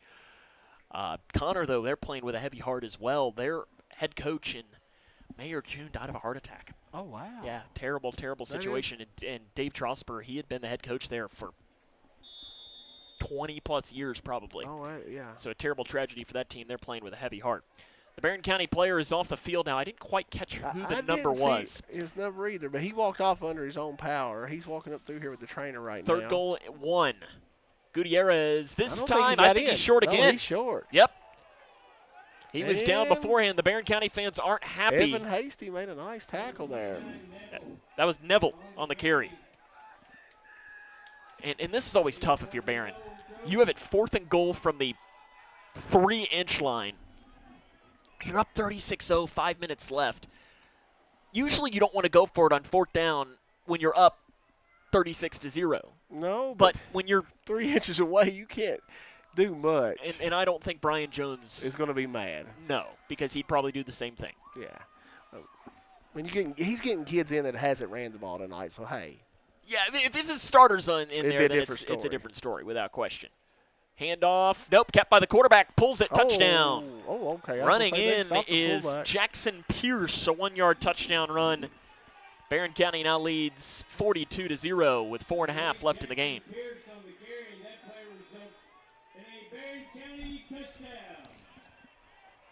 Just not the Cougars' night here tonight in Glasgow. They will get one more possession. As on to attempt the extra point is once again Jacob Dooley. He's been perfect tonight. He has been. He's got a good leg, and he's the goalkeeper on their soccer team. Drove by their soccer field on the way in. Oh, somebody's not in there on block. No. Weston Shelton. Oh, Weston, you got better get in there, bud. He probably thought his night was done. Yeah, we called his name. He's already got a receiving touchdown tonight. Here comes the extra point. Cougars nearly block it. Kate Tyner came off the edge, and the kick is good. 43-0, 3:38 left. This is Cougar football on K105. I crave adventures that spark joy and create memories. Sailing the seas with Royal Caribbean or exploring the magic of Disney parks. And with your global getaway, my dreams are expertly crafted. From all-inclusive Caribbean resorts to tailor-made itineraries, Mark turns wanderlust into reality. Why settle for ordinary when you can have extraordinary? Your global getaway. Expertise in unforgettable vacations. Call Mark at 270-296-0106 or visit yourglobalgetaway.com. Start living your travel dreams today. Yes, start living your travel dreams today. Paying for your student's college can feel overwhelming. Scholarships and grants help, but they might not cover everything. That's where the Kentucky Advantage Parent Loan comes in. With competitive low interest rates and no application, late, or other fees, the Kentucky Advantage Parent Loan offers a smooth and affordable solution. Owned and managed by a state-based nonprofit lender, we're committed to helping families like yours. Apply today and take the next step in supporting their dreams. Visit KentuckyAdvantageLoan.com or call 800-988-6333 to learn more. Here comes the kick for Grayson County, and it's buffed, picked up at the 15-yard line by Buster. He gets up to the 20 and gets to the 27. I'll tell you, Buster got something out of nothing there. And with 2:20 remaining in the game, Trig Payne going to come in at quarterback for Grayson County.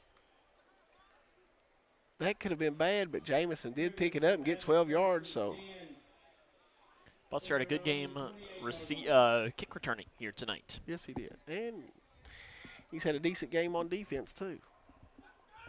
It's been all Barren tonight. They lead 43-0.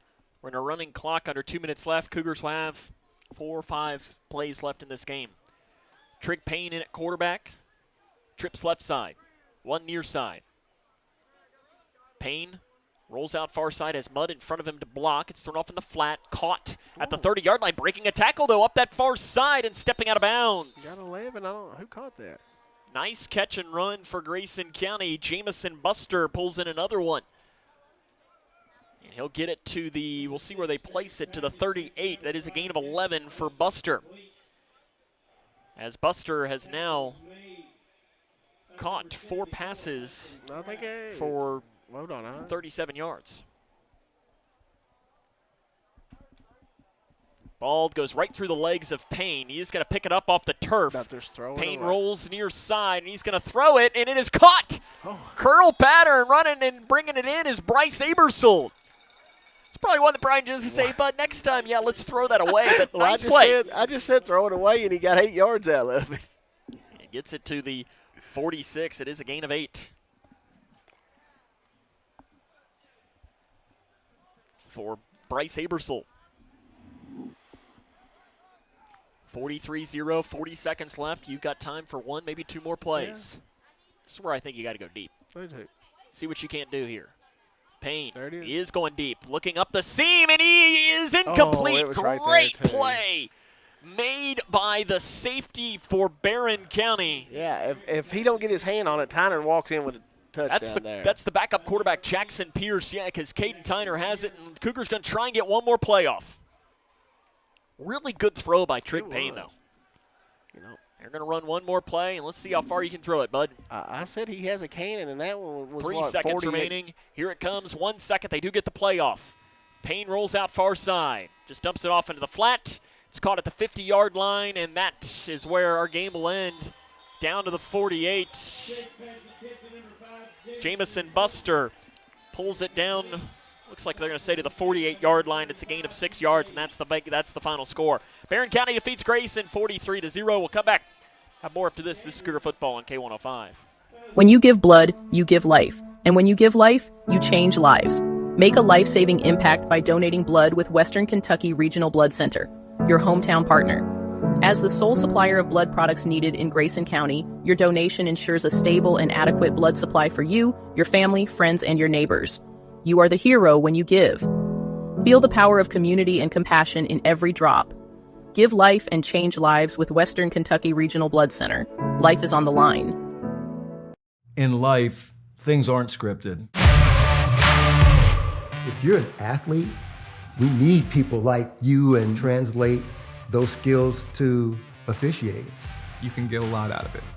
It happens in every town, in every game.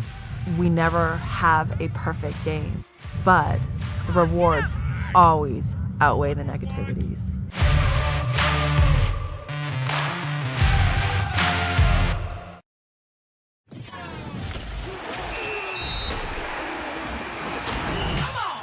Cougar Football on K105. Cougs fall tonight to Barren County by the final tally of 43-0. The fifth quarter show comes up next. This is Cougar Football on K105. Hi, I'm Bob with Hometown Hangout Sports Pub and Grill. You might have noticed we don't have fancy decor or celebrity chefs. It's true, we've ignored the trend of upscale dining and extravagant renovations.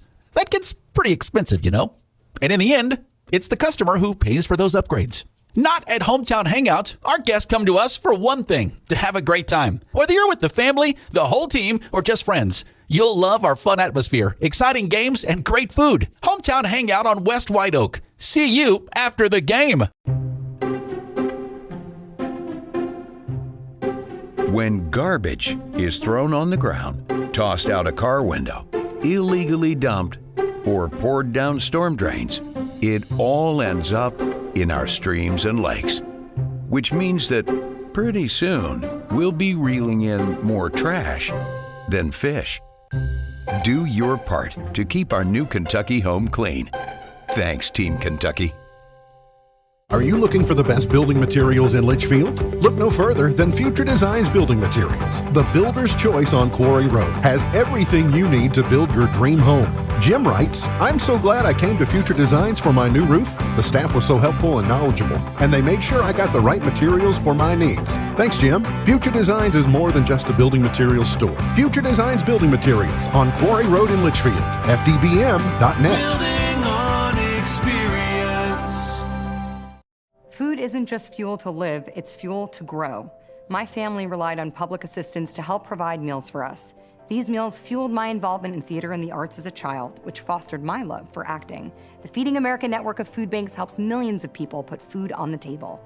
When people are fed, futures are nourished. Join the movement to end hunger, and together we can open endless possibilities for people to thrive. Visit feedingamerica.org/actnow. Midway Pharmacy is your trusted local partner in health and wellness, offering free delivery so you never have to worry about picking up your medications. The friendly staff knows you by name and is always ready to assist you. Living and raising our families in the same community, they understand your needs. With a wide range of services and personalized care, Midway Pharmacy is here to make your life easier and healthier. Visit or call any countywide location today of Midway Pharmacy. Struggling with mortgage debt from COVID? Team Kentucky can help. If you restructured your home loan and deferred payments to the end of your mortgage, you may qualify for up to $60,000 in assistance to pay off that debt. Help is also available for other COVID-related hardships if you meet income guidelines. Apply today at www.protectmykyhome.org. This ad is sponsored by Kentucky Housing Corporation, the Kentucky Broadcasters Association, and this station. Connection builds community. It grows the minds of future citizens and leaders. Connection teaches. It encourages. It builds confidence. Through relationships, through partnerships, through small daily acts, through high-impact programs at all levels. Connection says together, we can. The one thing I know about Grayson County Schools, when you get the right people going in the right direction, anything's possible. We are GC Connected. When you bundle home and auto, good things can happen. You get a local agent who can help you choose the right coverage for you at a price that's right for you. Call State Farm agent Duda Hudson in Litchfield today.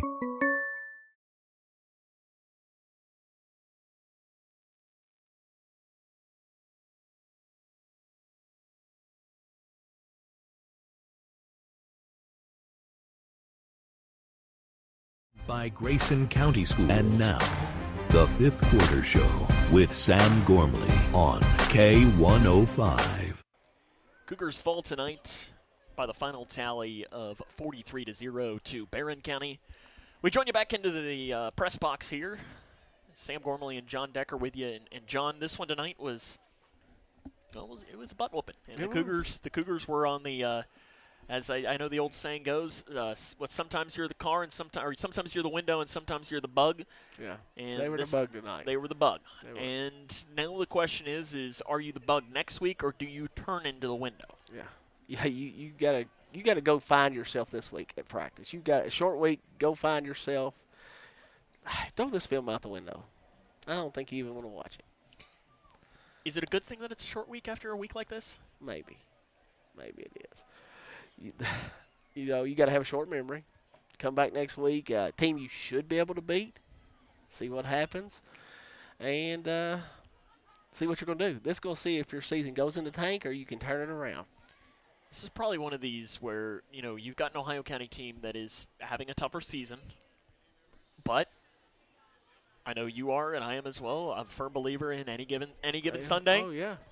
And you're going to their place.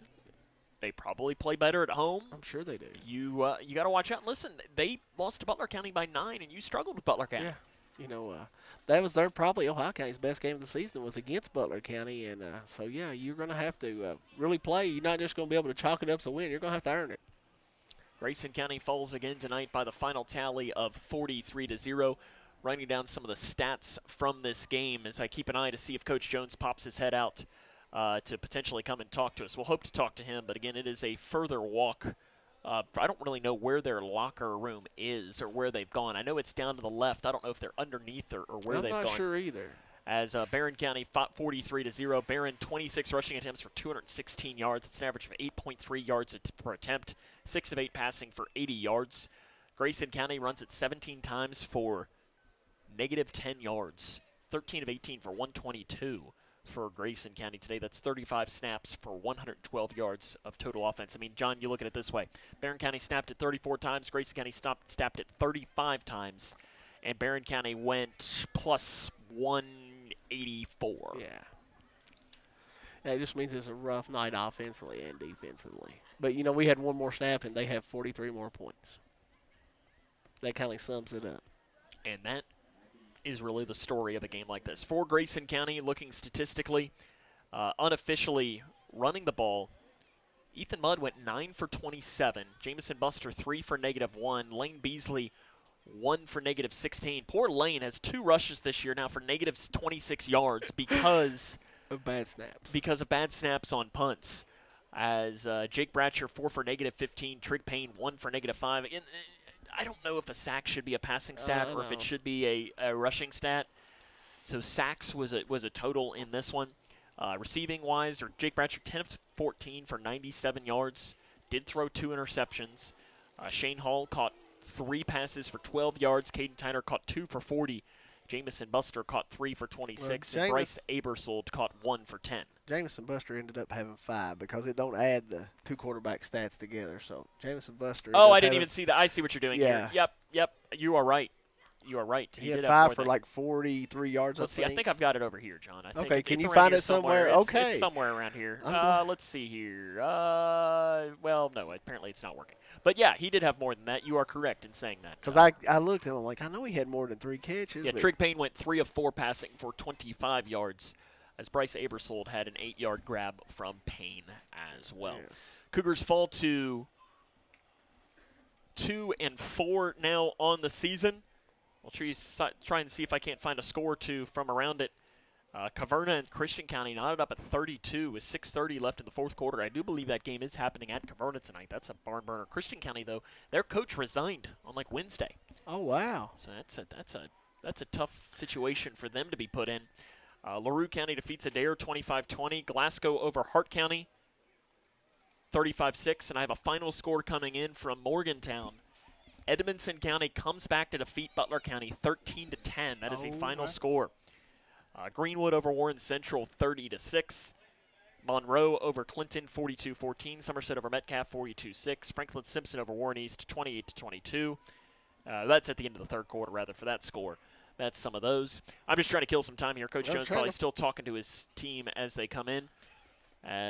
See what other scores I might be able to bring you. St. X Trinity. 35-24, Trinity is leading that game, but the Tigers have it and are driving. End of the third quarter, Henderson County leads Central Hardin 35-12. Union defeats Hancock 21-14. Franklin Simpson leads Warren East 42-29 late in the fourth quarter there. Davis leads McLean 29-20 with 1:20 left in the game there. Catholic defeats Meade 61-7. That is a final score of that.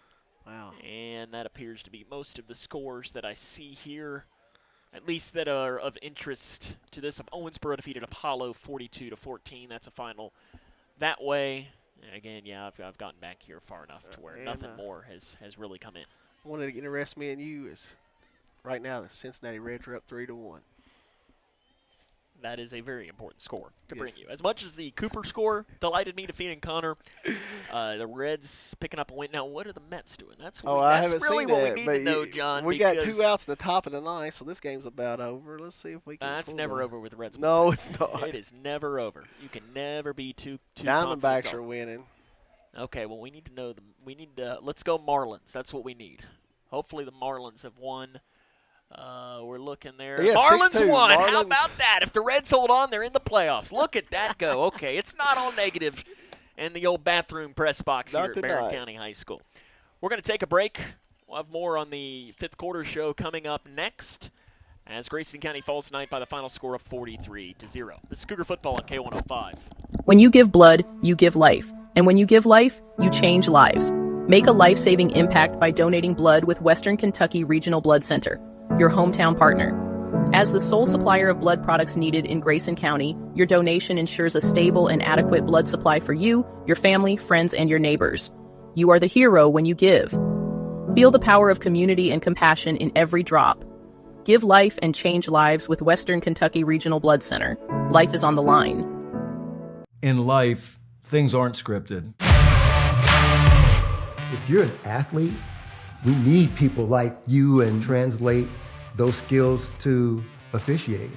You can get a lot out of it. It happens in every town, in every game. We never have a perfect game, but the rewards always outweigh the negativities.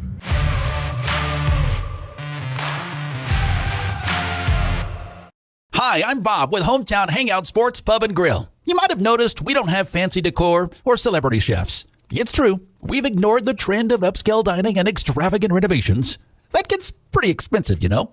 And in the end, it's the customer who pays for those upgrades. Not at Hometown Hangout. Our guests come to us for one thing, to have a great time. Whether you're with the family, the whole team, or just friends, you'll love our fun atmosphere, exciting games, and great food. Hometown Hangout on West White Oak. See you after the game. When garbage is thrown on the ground, tossed out a car window, illegally dumped, or poured down storm drains, it all ends up in our streams and lakes. Which means that pretty soon we'll be reeling in more trash than fish. Do your part to keep our new Kentucky home clean. Thanks, Team Kentucky.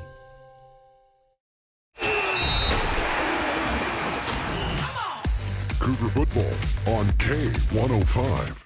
Welcome back to Barren County. Cougars fall tonight by the final score of 43-0 to Barren County. Waiting on Coach Jones to make his way up. But, John, what do you think is – I don't know what has happened to our little anger. That doesn't look very good there. What do you think Brian Jones is even telling his team right now? If you were head coach John Decker, what would you be telling them? Go home, dig deep. Let me know Monday if you want to be here. You know, if you're going to play with heart and you want to be here Monday, come back and be ready to play. Because this is one of these, you have sometimes where you have games where you can say, oh, defense didn't play well. Yeah. Oh, offense didn't play well. Oh, we turned it over a lot. Yeah. Oh, we had a bunch of injuries. Oh, and I know you don't want to make excuses because you know what they say about excuses, but I know my band director growing up, he had a great saying painted on the wall: the world revolves around results, not excuses. Exactly. But a game like tonight, there are no excuses to make. No. You just flat out got beat. You got beat. Last week we could have said, hey, we were in the game except a few injuries. Tonight we can't use that excuse. We just played bad. And sometimes that's life. But the question is how do you turn a game that you play bad moving forward into next week? Because you don't want one bad game to turn into two bad games. Yeah. Because you can. One turns into two turns into three, and then you give up on your season. You don't want to see that. You want to see these guys dig deep, play hard for these seniors, and try to make playoffs. Yeah, because here's the thing. You continue playing the way that you are when we're up, about 25 minutes up the road in Munfordville on Halloween. That'll be it. That'll be the last game of the season. It won't matter. Nothing to play for. Nothing, no playoffs or anything. Hart County will probably be looking forward to their playoff game coming up, and the Cougars will be thinking about, basketball season's coming. And I guarantee you the week that Hart County has, they got something to play for the rest of this season. And like I said, you got to make your mind up if you've got something to play for the rest of this season. And if anything else, you're playing for pride. You are. You're the two-time defending district champs. That means something. You've got to play for some pride. And if anything else, and I know you can speak to this, and anybody, if you're watching at home that has played for the Cougars over the years, you can probably back this up as well. You will regret looking back if you didn't give it everything you had. Because, what would you give to go back out there and give one more game? One more game. Oh, most anybody that's ever played this game would give anything to go out there and give it one more try. Walk out on your best foot one more time. Jake talked about that a lot last year. Kaylor talked about it, of just wanting one more opportunity to show what you got. And I know it is so hard for a 16, 17, 18-year-old to wrap their brain around that. Yeah. Because it is. It's because at that time you think you're invincible. You're thinking, okay, I got college coming up. I've got this. I've got that. I've got a girlfriend. I got this, and so on. But when you're old like us, you'll look back and realize. It. You will. And all the friends you made, and, you don't want to let those guys down beside you. Those are brothers. You don't want to let one of them down. So, yeah, it means a lot. And, those seniors, when you walk out, that buzzer goes off for that last time. It didn't, when you're walking in that locker room, it hits you kindly. And you can't describe a feeling like that. No. Of just everything you've put forward, you've worked hard and so on, just falls apart in that one moment. It does. And now the question is, and even as a senior, sometimes you have to step up and say, guys, you might have next year. I don't. Exactly. And that's what we need. I haven't been in the locker room with these guys, but we need a senior that will step up and just chew their butt tonight.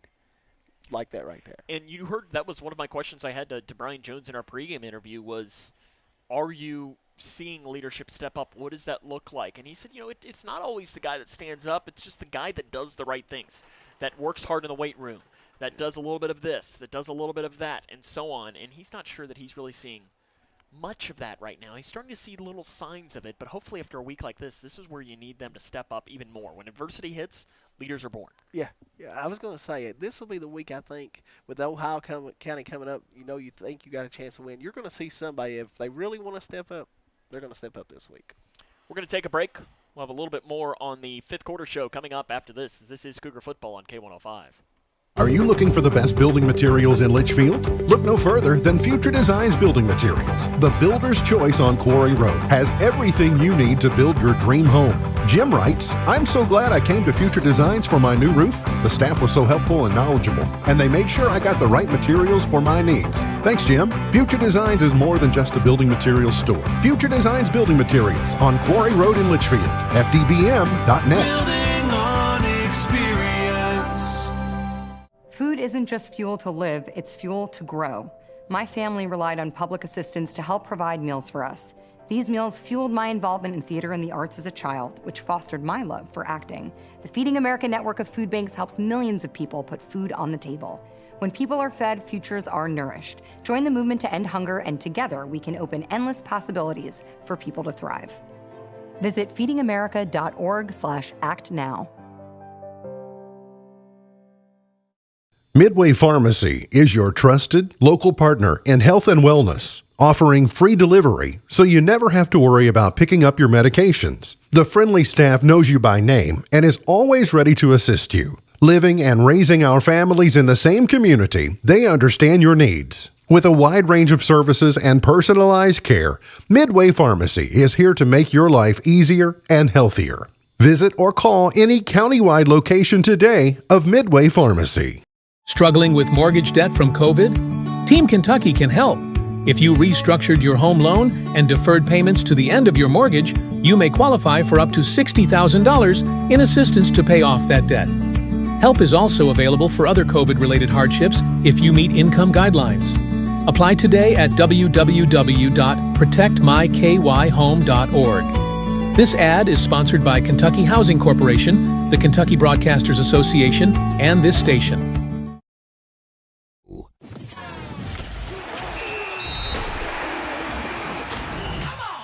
Cougar Football on K105. We just got a visit there from one True Jones. Yes, he just popped his head into Gave the us a little wave. He did. He was. I think he's probably coaching him up too. I'm sure he coaches up your daughter he at does. basketball. Hey, they Keeps say him in that line. if they want something done, they send him over there. Oh, I guarantee he keeps him in line. You better know that. In fact, I think is he off and running? I think he is. Yep, there he is. I see him there. Might just throw the headset up. We can interview Coach True. Yeah. Hey, True. He always waving at us there. He's having all sorts of fun. He's found this ramp in front of us, and it is very much fun for someone to keep running up and down the ramp. He's making Grandma chase him up and down the ramp. I like that. As it just comes up and down, having all sorts of fun running up and down. John, we can give out our hometown hangout MVP. Typically, we do talk to Coach Jones and get his input, but he might be making his way up now. But if not, he's probably talking with some parents down there. As I look, he might be talking with his assistant coaches and so on. But time to give out our hometown hangout MVP. John, I'm just going to let you do it. It's your decision. Who are you going to give it to? Well, I think tonight I would give it to Jamycen Buster. You know, he had probably a career-high 5 receptions, I would say, and a great night returning the ball. On kickoffs, he probably averaged, close to 20 yards a kickoff, I'm going to say tonight. So I say our hometown MVP is Jamycen Buster. Jamycen Buster is the hometown hangout MVP for today's game. Looks like we aren't going to get the chance to talk to Coach Jones here tonight unless he starts to make his way up in the moments that I'm starting to wrap up, which has happened. I don't think he's done that. I think, I've had some other coaches do that throughout the time. It's like the cue of when I'm doing it, it feels that he almost feels me starting to wrap up and might make the way up. But he's talking to probably more important people than us, John. But the final score tonight was Barren County 43, Grayson. Oh, there he is. Do you want to talk to us or? Okay, he'll talk. We'll take a quick break and we'll bring him in. Hopefully somebody's there to let you in. If not, we'll figure it out. We'll do it as we'll open it up here in a second. We'll take a break and have more after this. This is Cougar Football on K105. Connection builds community. It grows the minds of future citizens and leaders. Connection teaches. It encourages. It builds confidence. Through relationships, through partnerships, through small daily acts, through high-impact programs at all levels. Connection says together, we can. The one thing I know about Grayson County Schools, when you get the right people going in the right direction, anything's possible. We are GC Connected. When you bundle home and auto, good things can happen. You get a local agent who can help you choose the right coverage for you at a price that's right for you. Call State Farm agent Duda Hudson in Litchfield today. It's Kyle's last spin on his turntable. Yeah. And the first day of Kira's new career in IT. When you donate to Goodwill, you help provide skills training and career placement. And the things you loved start a new life too. In small towns, we share everything. Our joys, our struggles, our celebrations. Today, Grayson County shares something special. The hospital where we were born, where we bring our families, where our neighbors care for us, is one of America's top 100 rural hospitals. This is our achievement. This is our hospital. This is home. Owensboro Health Twin Lakes Medical Center. Top 100 care, hometown heart. Smith Overhead Door isn't just about opening and closing. We're about safety, security, and style for your home or business. As a future designs company, we're lifting expectations across Grayson and surrounding counties with top brands like CHI and Chamberlain. Hey there, I'm Kevin Brooks with Smith Overhead Door. Whether it's a sturdy LiftMeister for your garage or a sleek Clopay door for your shop, we install and service with a commitment to reliability. Smith Overhead Door, we're opening up possibilities. Secure your entrance at sohd.info. Cougar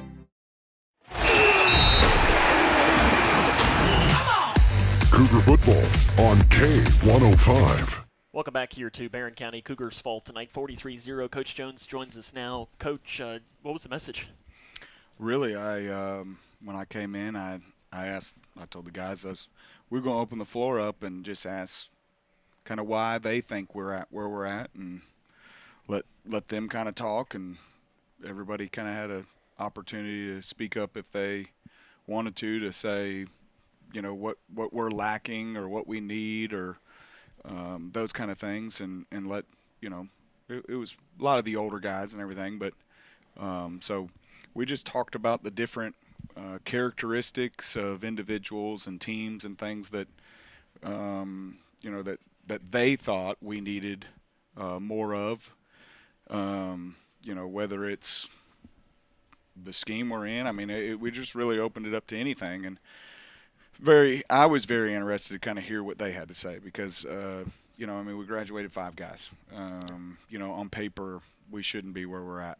And, you know, I know in the big scheme of things, we're missing a few others more than just those 5. But I was curious as to, you know, what their thoughts are on what's missing. And so we just kind of bounced it around the room, and then after everybody kind of had their opportunity to say their different things, you know, I told them what I thought, and I echoed kind of some of the things that they said. You know, somewhere they said they thought, you know, last year's guys were great leaders and this, that, and the other, and so, you know, I wanted them to elaborate. Well, why? Like, what did they do? Did they hold you accountable? Did they have a good work ethic? You know, what are those different things? And so, you know, I just said, all right, you say we're lacking leadership. I said, okay, so how many of you guys in this room over the last 2 weeks were just really working hard in the weight room, and you needed the 10 or 15 minutes after we get done in the weight room to kind of recuperate before we start getting dressed for practice? And no hands went up. And I was like, well, if you're not investing and you're not doing the things that you want others to do, it's kind of hard to hold somebody else accountable for that. And I said, so if you're not the guy that's working real hard, you can't really say something to the next guy who's not working hard, because he's just going to call you out and say, well, you're not doing it either. And so, you know, I talked about how you've got to lead from the front first, and be a good example, and then you can start to hold people accountable when they're not meeting maybe the standards that you're trying to set. And, you know, there was other things from, there was a lot of different ideas of what they thought maybe was missing, as far as, you know, work ethic or physicality or toughness. And, you know, they named a lot of great things. You know, so we talked about some of those things, and talked about, you know, what lies ahead, as far as, you know, our season. And I told them that, you know, if we don't make some changes in our preparation, you know, our time that we watch film and paying attention in practice to, you know, different things that we're trying to lead them to as far as tendencies and different things like that, then, you know, we've got a tough road ahead of us and tough sledding. But the great thing about sports is, you know, Monday's a new day, and it's a new practice day. It's a new day to get better and try to work on those things. And so I, you know, brought up, like, you know, if the answer is no to a great work ethic and preparation, and you can't say, yes, I'm working hard and I'm preparing and I'm watching film, I said, well, when I ask the question, do you want to win, then you can't answer that yes. And I said, so I know if I asked, hey guys, do y'all want to win, everybody would say yes. I said, but a winner is a winner before they step on the field. You know, they win in the weight room, they win at practice, they win in the classroom, they win in the hallways, they win with the meals they eat, they win with the amount of sleep they get, they win with their nutrition, their hydration, and different things like that. You've got to win in all these different categories to set yourself up to have a chance to win, to have a chance, because the guy across from you might be doing all those things too. But if you're not winning in all those areas, you're putting yourself at a deficit to guys for sure that are doing some of those things. And so, you know, we just talked about, you know, what it takes to be a winner. And so that, you know, and I told him, I said, you know, you guys are coming from, I said, I don't know everybody's story as far as when they started to play the game of football. I said, I have no idea whether it was when you became a freshman or when you were, you know, first grade. I said, I have no idea. I said, but regardless, I said, you guys are coming in as ninth graders, and whatever your story is, you're learning Spanish and French and German and Portuguese and all these different languages. I said, and then you get to high school and we're trying to teach you English. And I said, so you've done all these different languages, is the easiest way for me to describe it, because everybody out there's got their own scheme and offense, defense, and everything else they're running. And then they get to middle school and they're doing whatever they're doing. And then we get to high school and we're doing this. And, you know, the greatest programs in the state are running the same thing all the way through. And, you know, we don't do that here. And it's not been like that for the 11 years, 10 years, 12 years, whatever it is I've been here. It's never been like that. That's strike one already. And so, and I have no idea, you know, what it is that they may do, but I know it's not the same thing as us. And I know, you know, what we may call a down block, they may call something else. And so we may be teaching some of the same techniques, but if we're not speaking the same language, it's new. And, you know, if we want to see a big jump and a leap and everything like that, there's got to be some linear path on at least some of the things. And that would be, you know, a big plus. But I said, you know, so you guys come in and you know one thing and we're trying to teach you. I said, so you're already kind of at a deficit. You know, and obviously as you get older, it should become more and more complex and different things like that. You know, you don't expect to show up to an elementary game and see pulling guards and different things like that. I understand that. But, you know, that's one of the things I said, and what you guys don't understand is it's nothing against you. And I said, and a lot of you all have had a great deal of success, you know, whatever these different things you're doing. And I said, so it's not that it's wrong or anything like that. I said, but you're at a deficit and you don't even know you're at a deficit because you've been successful and you've won some games and some different things like that. I said, but then we start speaking a different lingo and language and terminology, and you're behind. And I said, so when you're behind, you've got to consciously focus that much more on learning and improving, and maybe there are some bad habits and you've got to work that much harder to correct those and fix those and some different things. I said, so, you know, I'm not talking about whether that's right, wrong, or indifferent. And you know, I know we've got some good programs and different things like that, but the fact that we are speaking different languages and everything like that, it does in the long run. I mean, there's no ifs, ands, or buts about it. It affects kids. You know, I can remember back when we used to have to play Mayfield in the playoffs when I was at Todd. You know, I don't know whether it's true or not, but they say, you know, if you get born in Mayfield, Kentucky, and you're a male, before you leave the hospital, you get a little football with your name on it that says, you know, Mayfield Cardinals or whatever. And, you know, and from the day you step foot and put a jersey on, you're a Mayfield football player. You know, it's not Caneyville, Purple Flash, and Clarkson, and it's Mayfield. And, you know, and I think that historically they've got to be one of the top 2 or 3 programs in the state of Kentucky. And in so, the nation. Wins-wise, they're like 3rd in the nation. Yeah. You know, so you look and hear in some of these different things, and you're like, well, maybe we should copy some of that. But we just spent some time in there. I felt like the kids needed an opportunity to kind of speak freely, because ultimately, you know, these guys get along great. They have a lot of fun together. They enjoy being around each other, from what I see day in and day out. And so it's not always easy to kind of speak up and say, you know, especially if I'm a freshman, sophomore, junior, because I think seniors probably take this as towards them, although I don't believe it should be this way. You know, we lack leadership. Well, the seniors are probably saying, oh, that's a shot at us. And I think it's a shot at everybody. Leadership doesn't get classified by grade. It gets classified by work ethic and being willing to speak up and hold people accountable and different things like that. That's irrelevant. But, you know, so I think we just tried to take a few minutes to give them opportunity to kind of voice their opinions on some things. And, you know, hopefully I think there's no pressure like peer pressure. And, you know, and so I think hopefully hearing some of that from their teammates, you know, maybe we'll spark something in some guys, and so, you know, we'll try to get back at it on Monday. And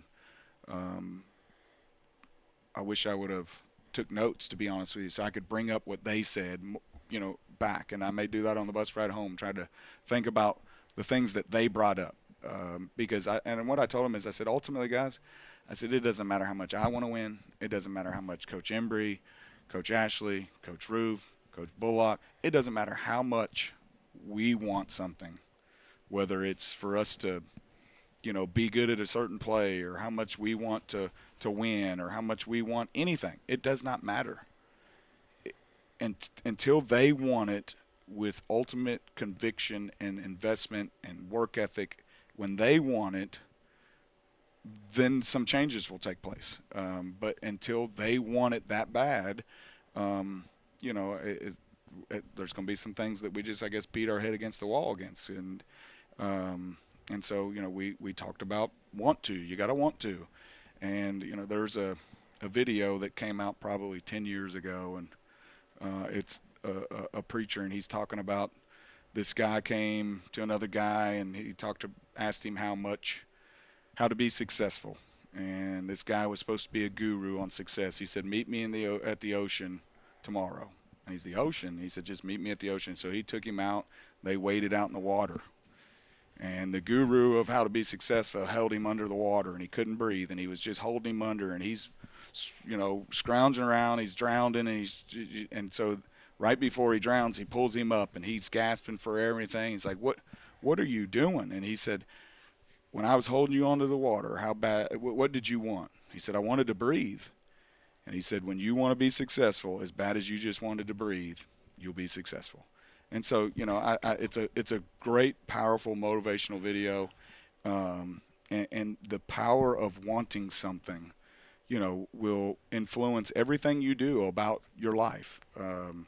If you want to be a power lifter, then you're going to eat a certain way, and you're going to rest a certain way, and you're going to work out a certain way. And, if you want to be who knows what, you focus everything kind of around that. And so, we need some more want to right now. So, that we talked about that, and then, I tried to scurry up here as quick as I could. No, you're good. Yeah, you're good. John, do you have anything to add? I mean, you kind of hit the point I want to say is I told Sam, I said, I hope someone down there is just standing up and just showing a vocal leader. And I mean, it don't have to be a senior. Mm-hmm. If you got a sophomore, I want to see somebody stand up and just chew them. Hey, do you all want to win? We're back-to-back district champs. It all starts next week, and you got to come in Monday showing us what you want to do. Yeah, and I think, to be honest with you, I mean, there was probably, I don't know, there were 30-some-odd guys dressed, and I'd say there was 10 or 15 that spoke up and had something to say. And, they talked about, like, accountability, and they said, Colby was real good about basically getting after people if they weren't doing things a certain way. And I said, I'm going to be honest with you. I said, I've heard Jake get onto some people at times about doing better and needing more and this. I said, but I've also heard that, when he challenges somebody, they take it personal and then it becomes, they bicker back instead of just, hey, you're right, I got to do better. And so we talked about, like, you can't take criticism and critique and things like that personally.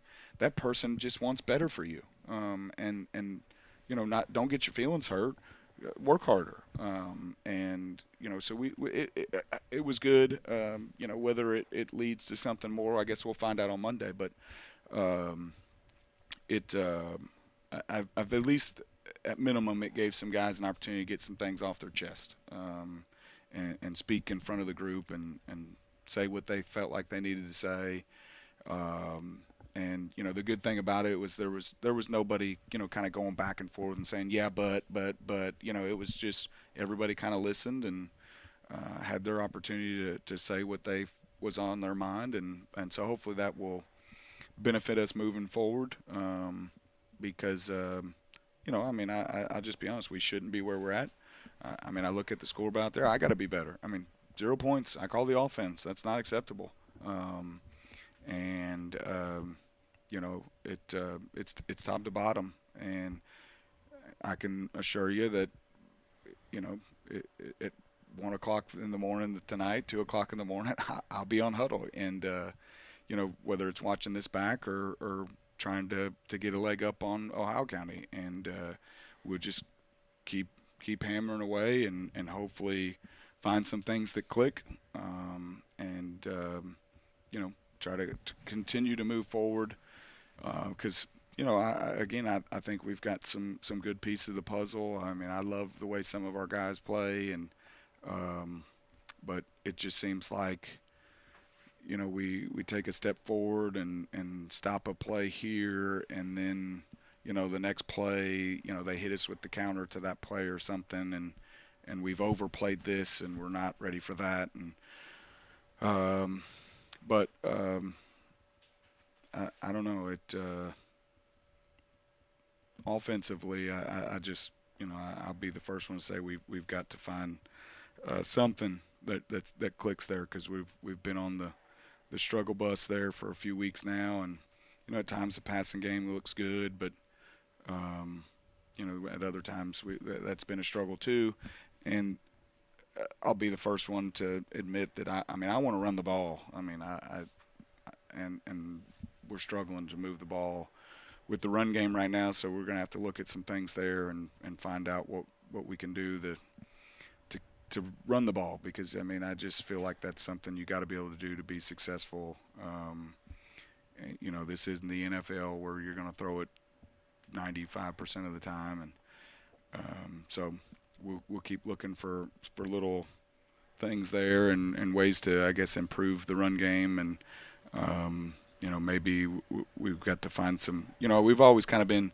Our pass complemented our run, and maybe we're going to have to look at some things differently and find some runs that complement our pass. I'm not sure, which we did, run the little sprint out draw tonight that was good. I mean, they're late, when we kind of just aborted everything and went to the run and everything. There were some really good things. I mean, we were probably averaging 5 or 6 yards a play there, which is great. And, we had the one hitch that we threw on our sideline at the sticks, and it was a touch low, and we were a touch late turning around to get it, and we dropped it, but it was 4th and 5, I think it was going to be or so, and then we got the false start penalty that put us, back at 4th and 10, and that's much harder to pick up than 4th and 5. There's far less routes that run that distance and what have you, but I don't know. Monday's a new day and a new week and a new opponent and, a new opportunity to get better. Well, Coach, I do want to wish best of luck to Bree, too, on Monday, and congrats to her as well for making it to semi-state up in my neck of the woods in Pendleton County. So good luck to her, and good luck to Ellie Cox and Amelia as well. Yep. I'm sure you're real proud of them. So yeah, absolutely. Those girls, they've worked really hard, and they're fun to watch, and hopefully they go up there and have a good showing. And we're just missing it, making it as a team, and hopefully that group will keep improving because they're right there. I think have an opportunity in the near future to maybe win a region as a group, and that'd be pretty cool. So, but we'll see come Monday. Ellie's mom's got to watch out. She's coming for her. I think she might could beat her right now. Really? Ellie's playing some really good golf right now. She's got to watch out. She's impressive to watch her hit the ball. Yeah, for her, being an 8th grader, I'll be honest, she hits it a long ways, but again, she could kick my butt. That's not saying much. We could go back to kind of our conversation of tonight. She invests a lot. She does. She's on the golf course a lot. Her parents are out there with them on the weekends when the weather's good. In the summertime, in the evenings, when the days are longer and you can play out there later. And I know they practice at home. The investment. But that's the thing is when your investment is a lot, the reward means that much more as well. Now, the defeat hurts more too. Yeah. But the reward of winning. Man, does it sure feel good when you've invested a lot. Coach, appreciate it. We'll see you next week. That's Coach Brian Jones. We'll wrap it up after this. When you give blood, you give life. And when you give life, you change lives. Make a life-saving impact by donating blood with Western Kentucky Regional Blood Center, your hometown partner. As the sole supplier of blood products needed in Grayson County, your donation ensures a stable and adequate blood supply for you, your family, friends, and your neighbors. You are the hero when you give. Feel the power of community and compassion in every drop. Give life and change lives with Western Kentucky Regional Blood Center. Life is on the line. In life, things aren't scripted. If you're an athlete, we need people like you and translate those skills to officiating. You can get a lot out of it. It happens in every town, in every game. We never have a perfect game, but the rewards always outweigh the negativities.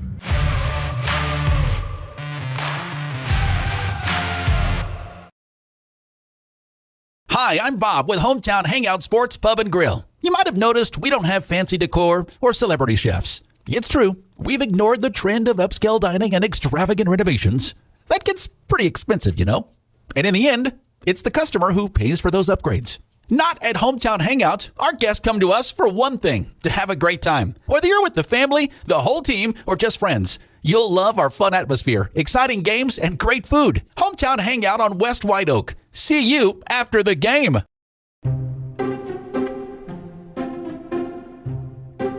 When garbage is thrown on the ground, tossed out a car window, illegally dumped, or poured down storm drains, it all ends up in our streams and lakes, which means that pretty soon we'll be reeling in more trash than fish.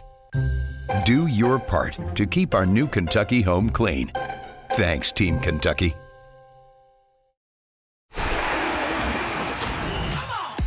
Cougar football on K105.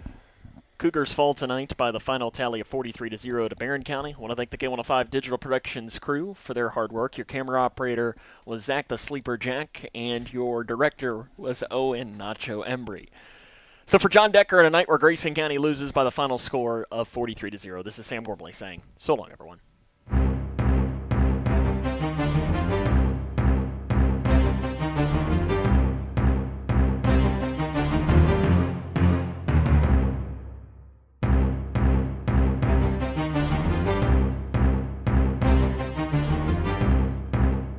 This is Grayson County Cougar football on K105. Tonight's Cougar football contest is sponsored by Future Designs Building Materials, Midway Pharmacy, Owensboro Health Twin Lakes Medical Center, Scotty's Contracting, and Stone, Western Kentucky Regional Blood Center, Your Global Getaway, and by Grayson County Schools.